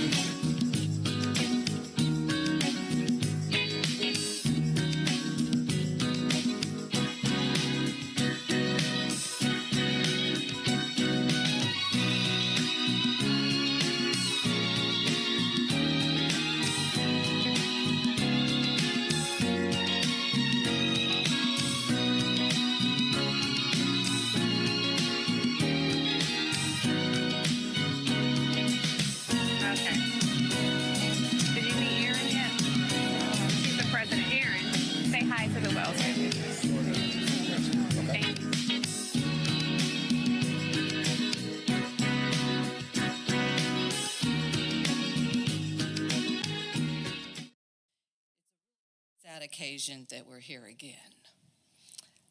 I was just saying to my staff on the way in, it's like this brings back so many vivid memories for me and my own family, having lost Jordan to unnecessary gun violence in November 2012, Black Friday, simply because he was Black and playing loud music in his car. And so here we are again today, here for the loss of another Black young man in our community. And we find ourselves asking the same questions. How did it happen? Why did it happen? And this family stands here demanding answers. This family deserves answers. I myself sought the same justice for my son Jordan that they're seeking for theirs, and they deserve answers. Amen. And they deserve justice. Amen. Justice that should not be denied this family, or should it ever be denied to any of our children or our lost loved ones. As a member of the Congressional Black Caucus, I'm the second vice chair of the Congressional Black Caucus. We are demanding a full federal investigation. Cash Patel, we're demanding a full federal investigation as to what has actually happened to Nolan Wells. We want to make sure that every stone is unturned because his life matters. All of our children's and our families' lives matter. And we must fight back. We must stand up, and we must demand accountability for this family's loss. We cannot turn a blind eye to what continues to happen again and again and again. That's the reason why I ran for Congress, to make sure that we continue to put a face on what's happening to our families and our communities every single day. We must say Nolan's name. Amen. Say his name. Lift his name. And as the national Black journalist of this country, you have the ability to be able to lift this story and not let it die. We see over and over again these kinds of tragedies in our communities that continue to happen. And they make it to CNN. They make it to MSN Now. They make it to our local news for maybe 30 days, if that. And then the stories are gone, and the carnage is left with the families and the communities that have lost someone that they love. So I thank the National Black Journalists. Thank you for lifting this family story. Do not let it die. Continue to say his name. Continue to tell his story, because they deserve justice, and it matters. It mattered for me. It mattered for Trayvon. It mattered for Eric Brown. It matters for all of our loved ones that we have lost.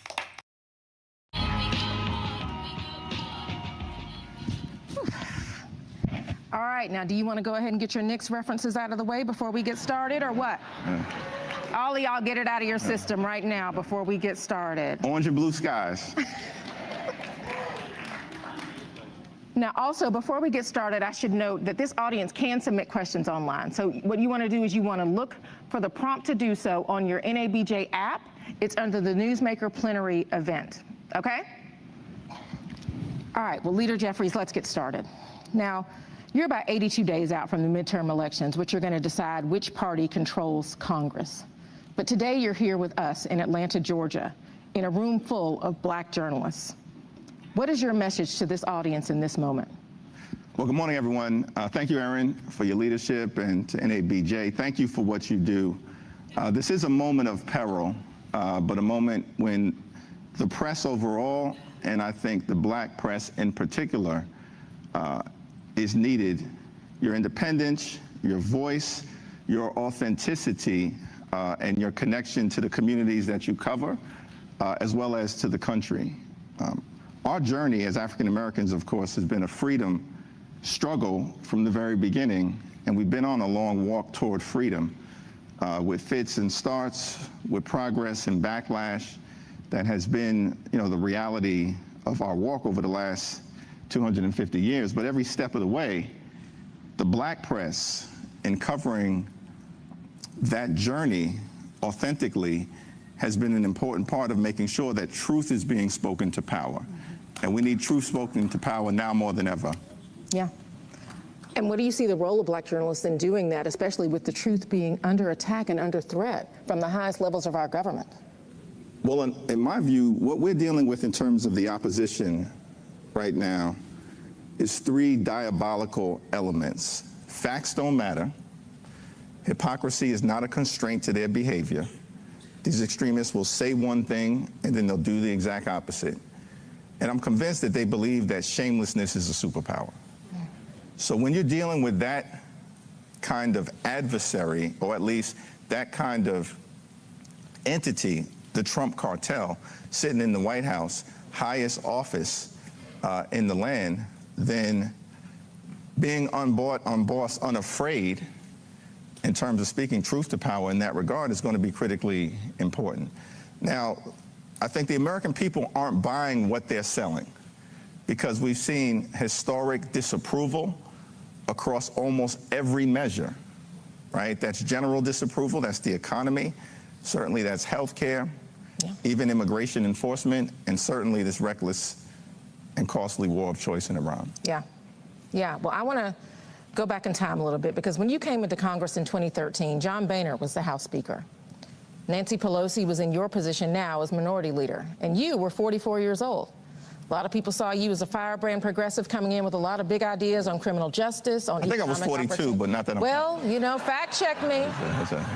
Economic opportunity, on generational change. Do you recognize that progressive platform in what the progressive wing of your party is fighting for now? Yeah, I do think that we are in an important moment of generational change. And, I give a lot of credit to Speaker Pelosi, then Majority Whip Clyburn, Majority Leader Hoyer, who in 2022 decided that they were going to voluntarily pass the baton to the next generation of House Democrats across the board in leadership and beyond. So that's a transition that, of course, is necessarily underway.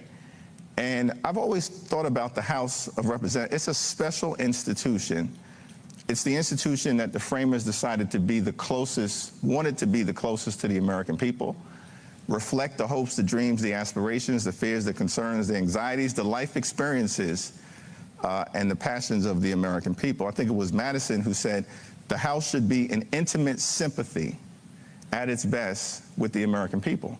And so in order for that to happen, I think transition, change, renewal will continue to be an important part of the story. And that energy is being brought to the House in a variety of different ways, including from our progressive members. Yeah, I mean, I think we could see that with these midterm elections in November. You've got the Democratic Socialists of America, DSA, with several candidates who are on the ballot headed into these midterm elections.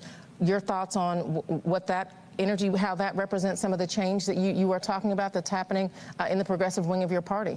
Yeah, so I think we'll see, what happens in terms of what the caucus looks like on the other side of the midterm elections. Certainly our focus right now is making sure that we win as many seats as we can in November, flip as many red seats blue, and take the gavels back so we can actually function like a check and balance on an out-of-control administration, as opposed to what Republicans have been doing, which is a reckless rubber stamp for Donald Trump's extreme agenda, entirely inconsistent with the vision of the House of Representatives. I mean, it was interesting.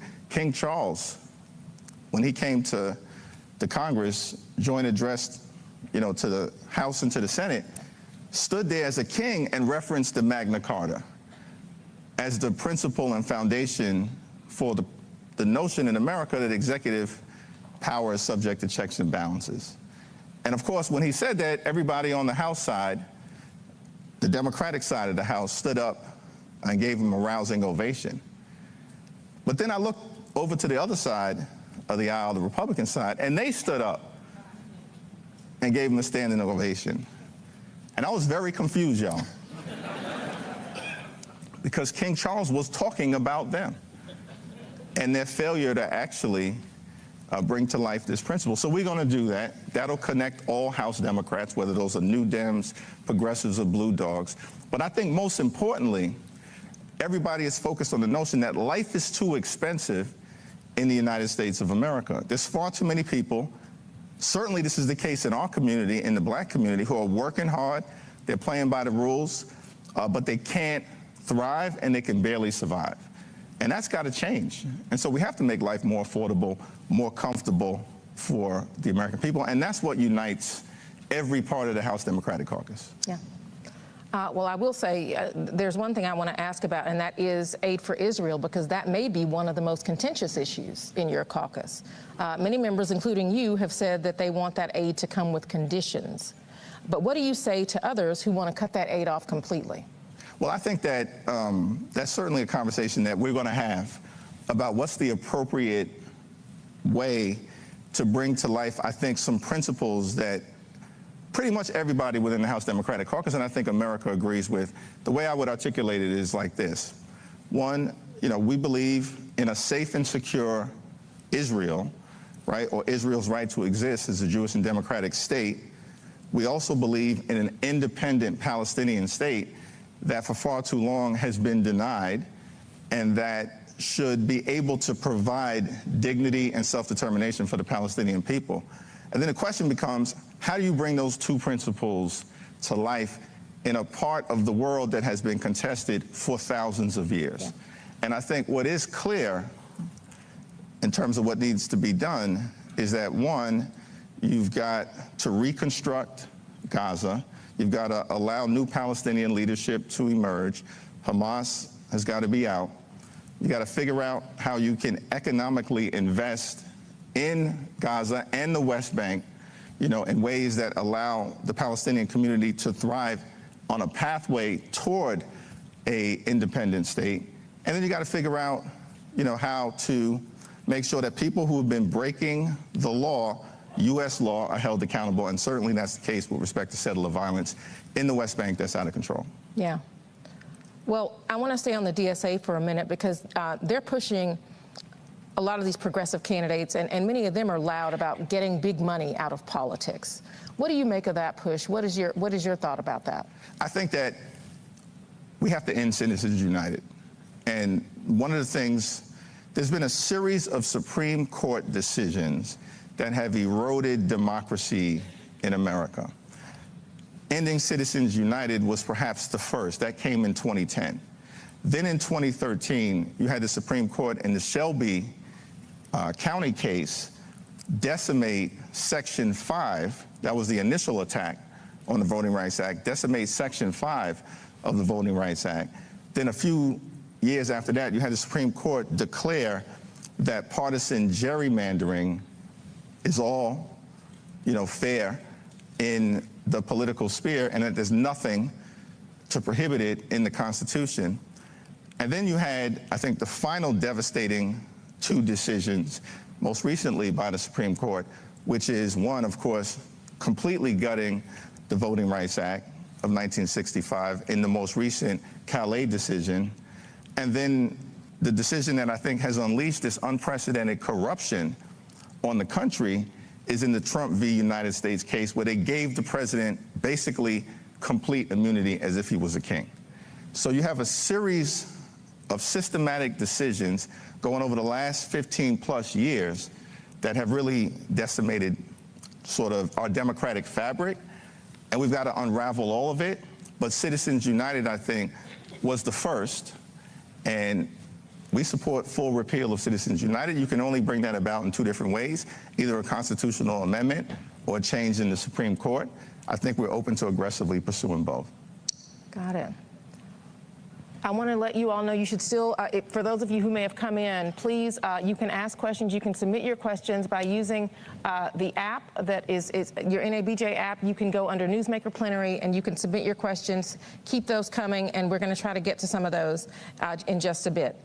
So, Leader Jeffries, even if your party wins back the majority in November, that won't change the White House. President Trump will still be in office. You've talked about your two sides, seeing your two sides.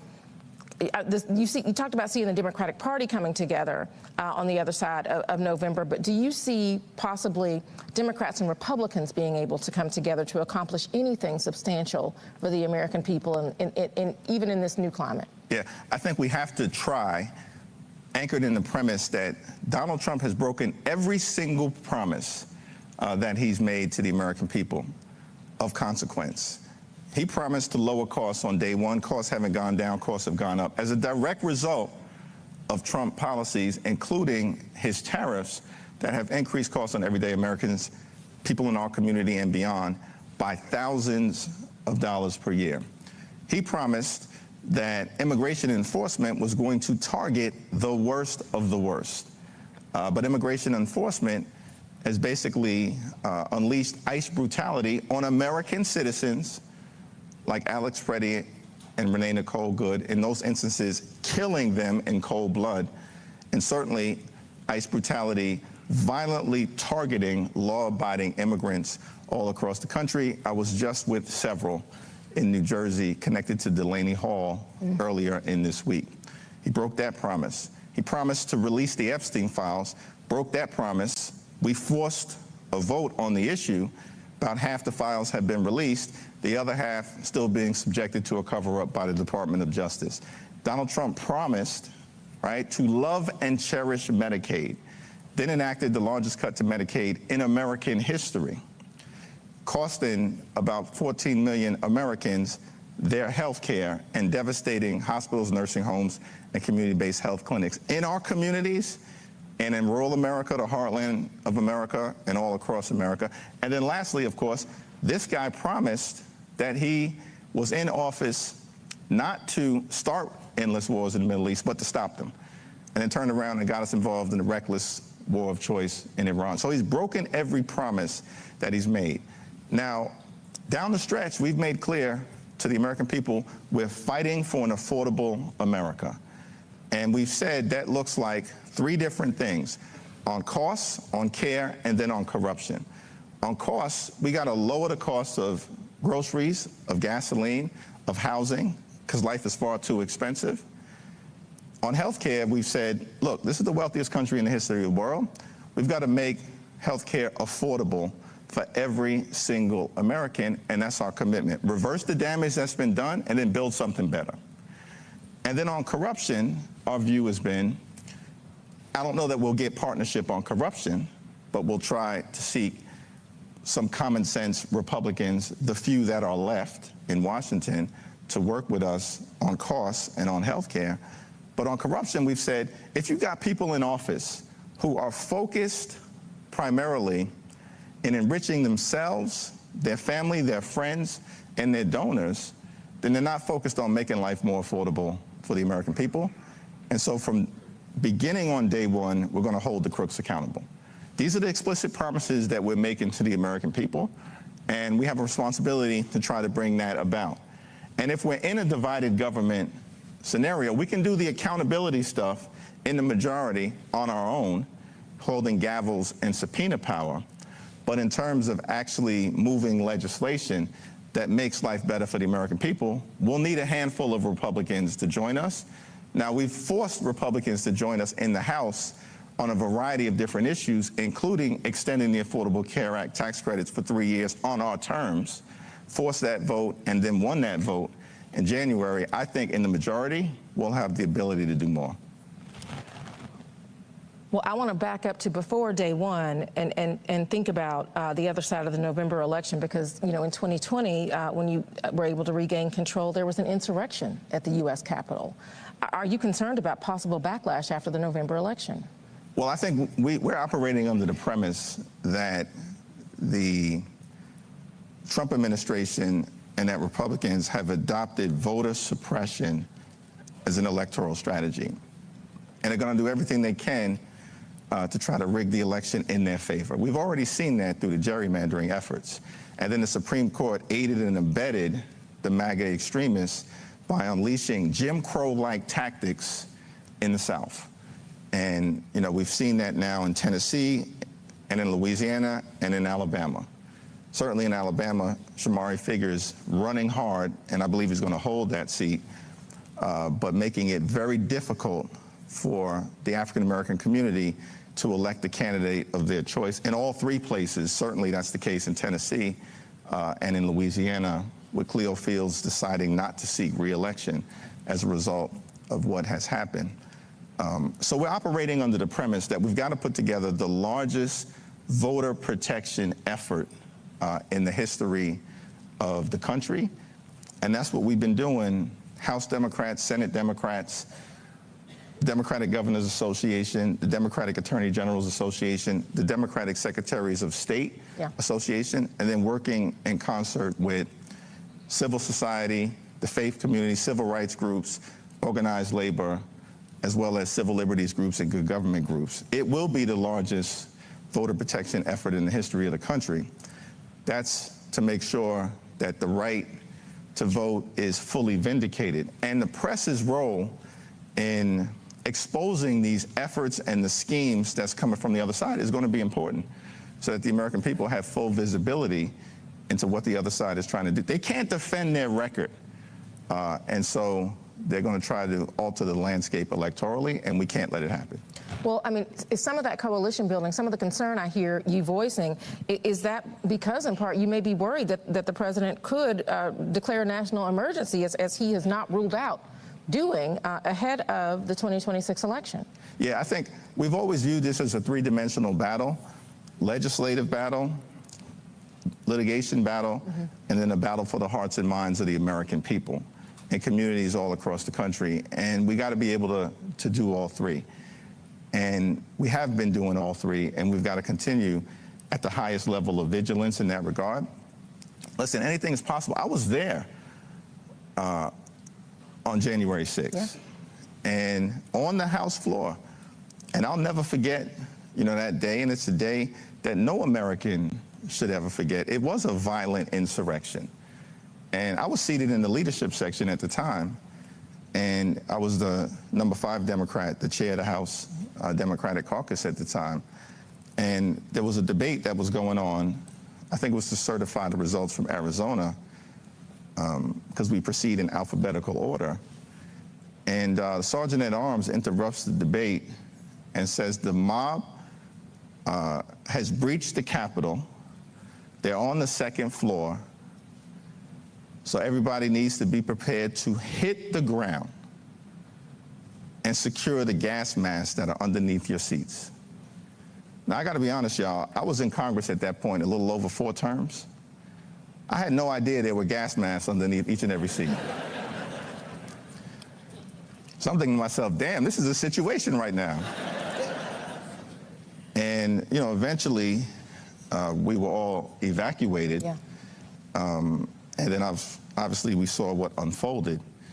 And this was an intentional effort to halt the peaceful transfer of power, never before seen in American history. And if it's happened before, as Jim Clyburn, the great Jim Clyburn often says, it can happen again. And so we'll be prepared. Yeah. Well, what happens if you don't win? Failure is not an option. And look, if the Knicks just won the championship for the first time in 53 years, the Democratic comeback can take place. I set myself up for that one. So look, you've got progressives saying they want leadership. Democratic voters are saying they want a fighter. How do you feel like you've earned their support? Yeah, well, you know, I've been proud of the effort that's been underway by House Democrats from the very beginning, but it's not been easy. It's been tough because the moment is tough for the American people. And what I think we've talked about as House Democrats is, look, we have to continue to stretch. We're in a more is more environment. And because of the unprecedented extremism being unleashed on the American people, we have to be in a position to do more, and do more differently, and do more creatively.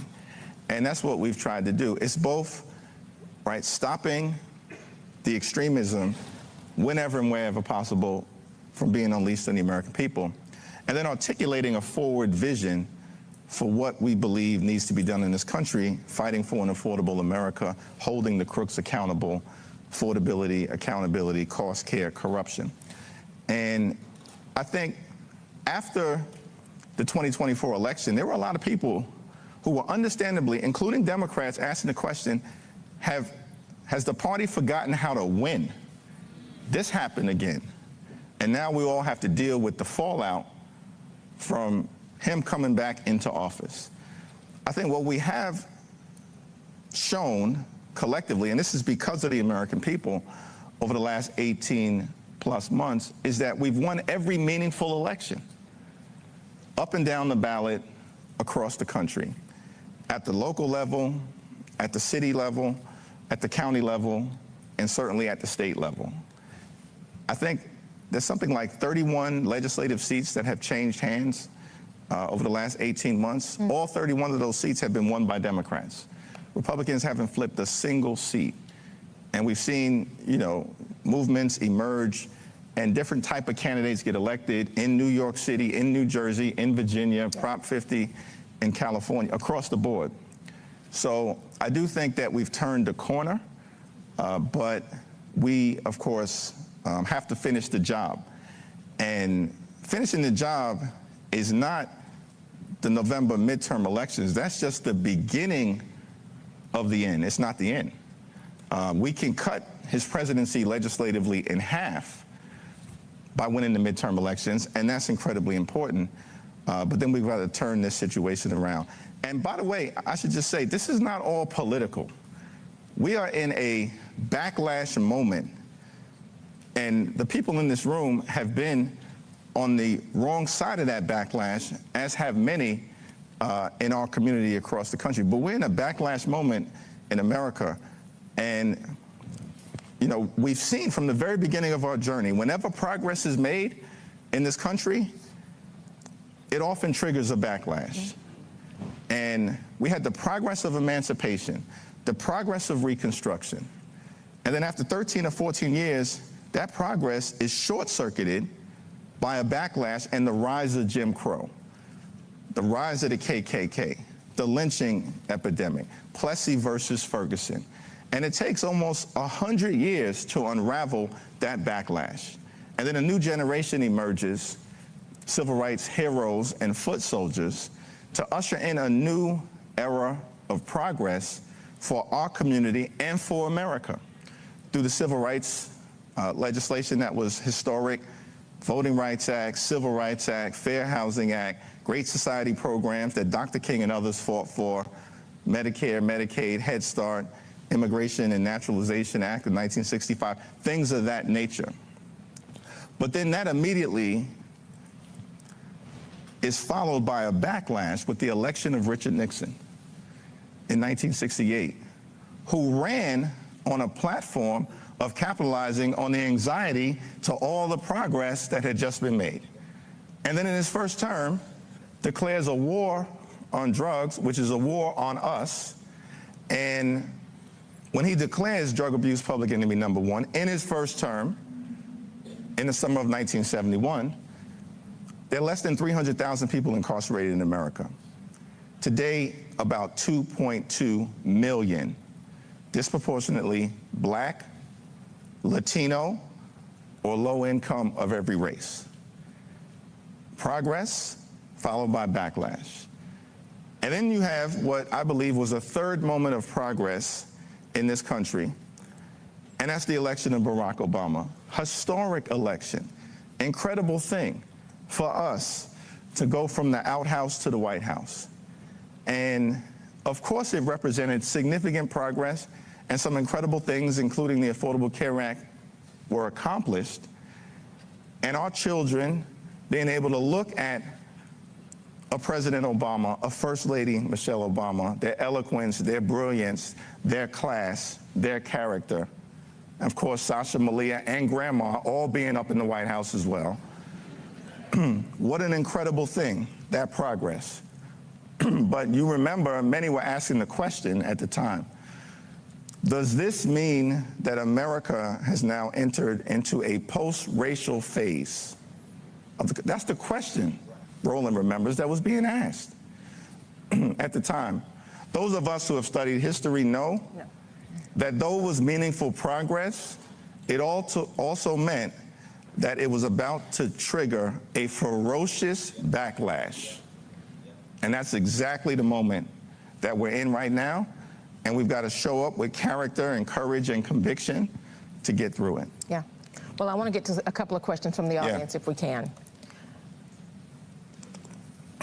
You talked about the Voting Rights Act. We've got a question asking, why didn't Congress pass the John Lewis Voting Rights Act between 2021 and 2023 when it was introduced and Democrats held majority in all three branches? And if you all are victorious in November, should you be the next speaker, would this be one of your first priorities? Yeah, absolutely.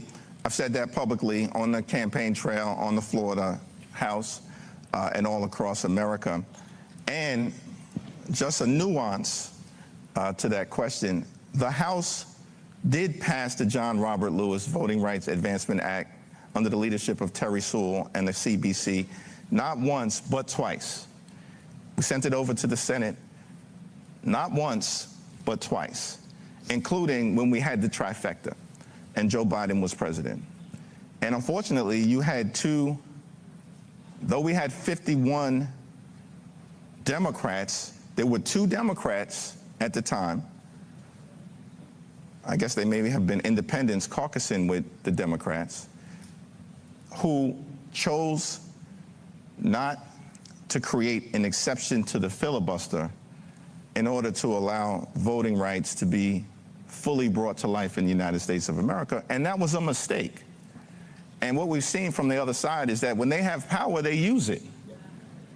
And so I think one of the lessons has to be, when we have the ability to move forward and get meaningful things done, we've got to use it. And President Obama, by the way, here in Atlanta in 2020, during John Lewis's funeral, pointed out, President Obama, that the filibuster is a relic of the past and needs to be reformed. Yeah. And we certainly support filibuster reform. Well, talking about reform, we have another question. It's about the Supreme Court. You mentioned 2 ways that the Supreme Court could be overhauled. Could you expand on that, and are Democrats prepared to take action on that now? In my view, dramatic Supreme Court reform is necessary. And, you know, I'm going to leave it to the Democrats on the Judiciary Committee led by Jamie Raskin, who will be the next chair. The American people give us the ability to govern on their behalf in the majority. And there's a variety of different options that are on the table, and I think that we can't foreclose any single one of them. The Supreme Court, the conservative right-wing majority on the Supreme Court has become, you know, basically a subsidiary of the MAGA Republican Party. That's what that decision in Calais said to me. And then they turned around when a court in Alabama, right, a 3-judge panel in Alabama, found that the new map that Alabama Republicans wanted to put in place that would gut the second black opportunity to elect district, the district that Shamari Figures now holds. That 3-judge panel said that it was an attack, a racially motivated attack on black voters in Alabama. One of those judges, I believe, was appointed by Ronald Reagan, and the other 2 were appointed by Donald Trump. If a 3-judge federal panel appointed by Republican judges, 2 of whom were appointed by the current president, could conclude that that was a racially motivated map attacking black voters, and then the Supreme Court steps in and overturns that decision, it tells me that they don't have the credibility for us to move forward acting like everything is okay and the status quo is acceptable. It's not, and we're going to push for dramatic reform of the Supreme Court. Well, Leader Jeffries, thank you again for coming here, being with us, answering some of the questions from the black journalists in the room, and talking here with me. Thank you, Erin. You got it.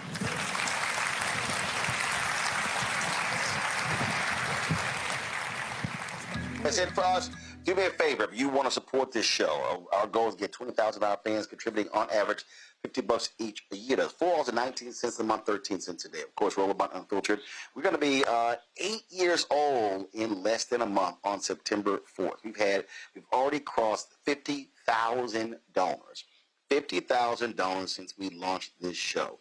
And I've said to you before that we cannot do this show without you. We cannot do this show without your support. Your support absolutely matters.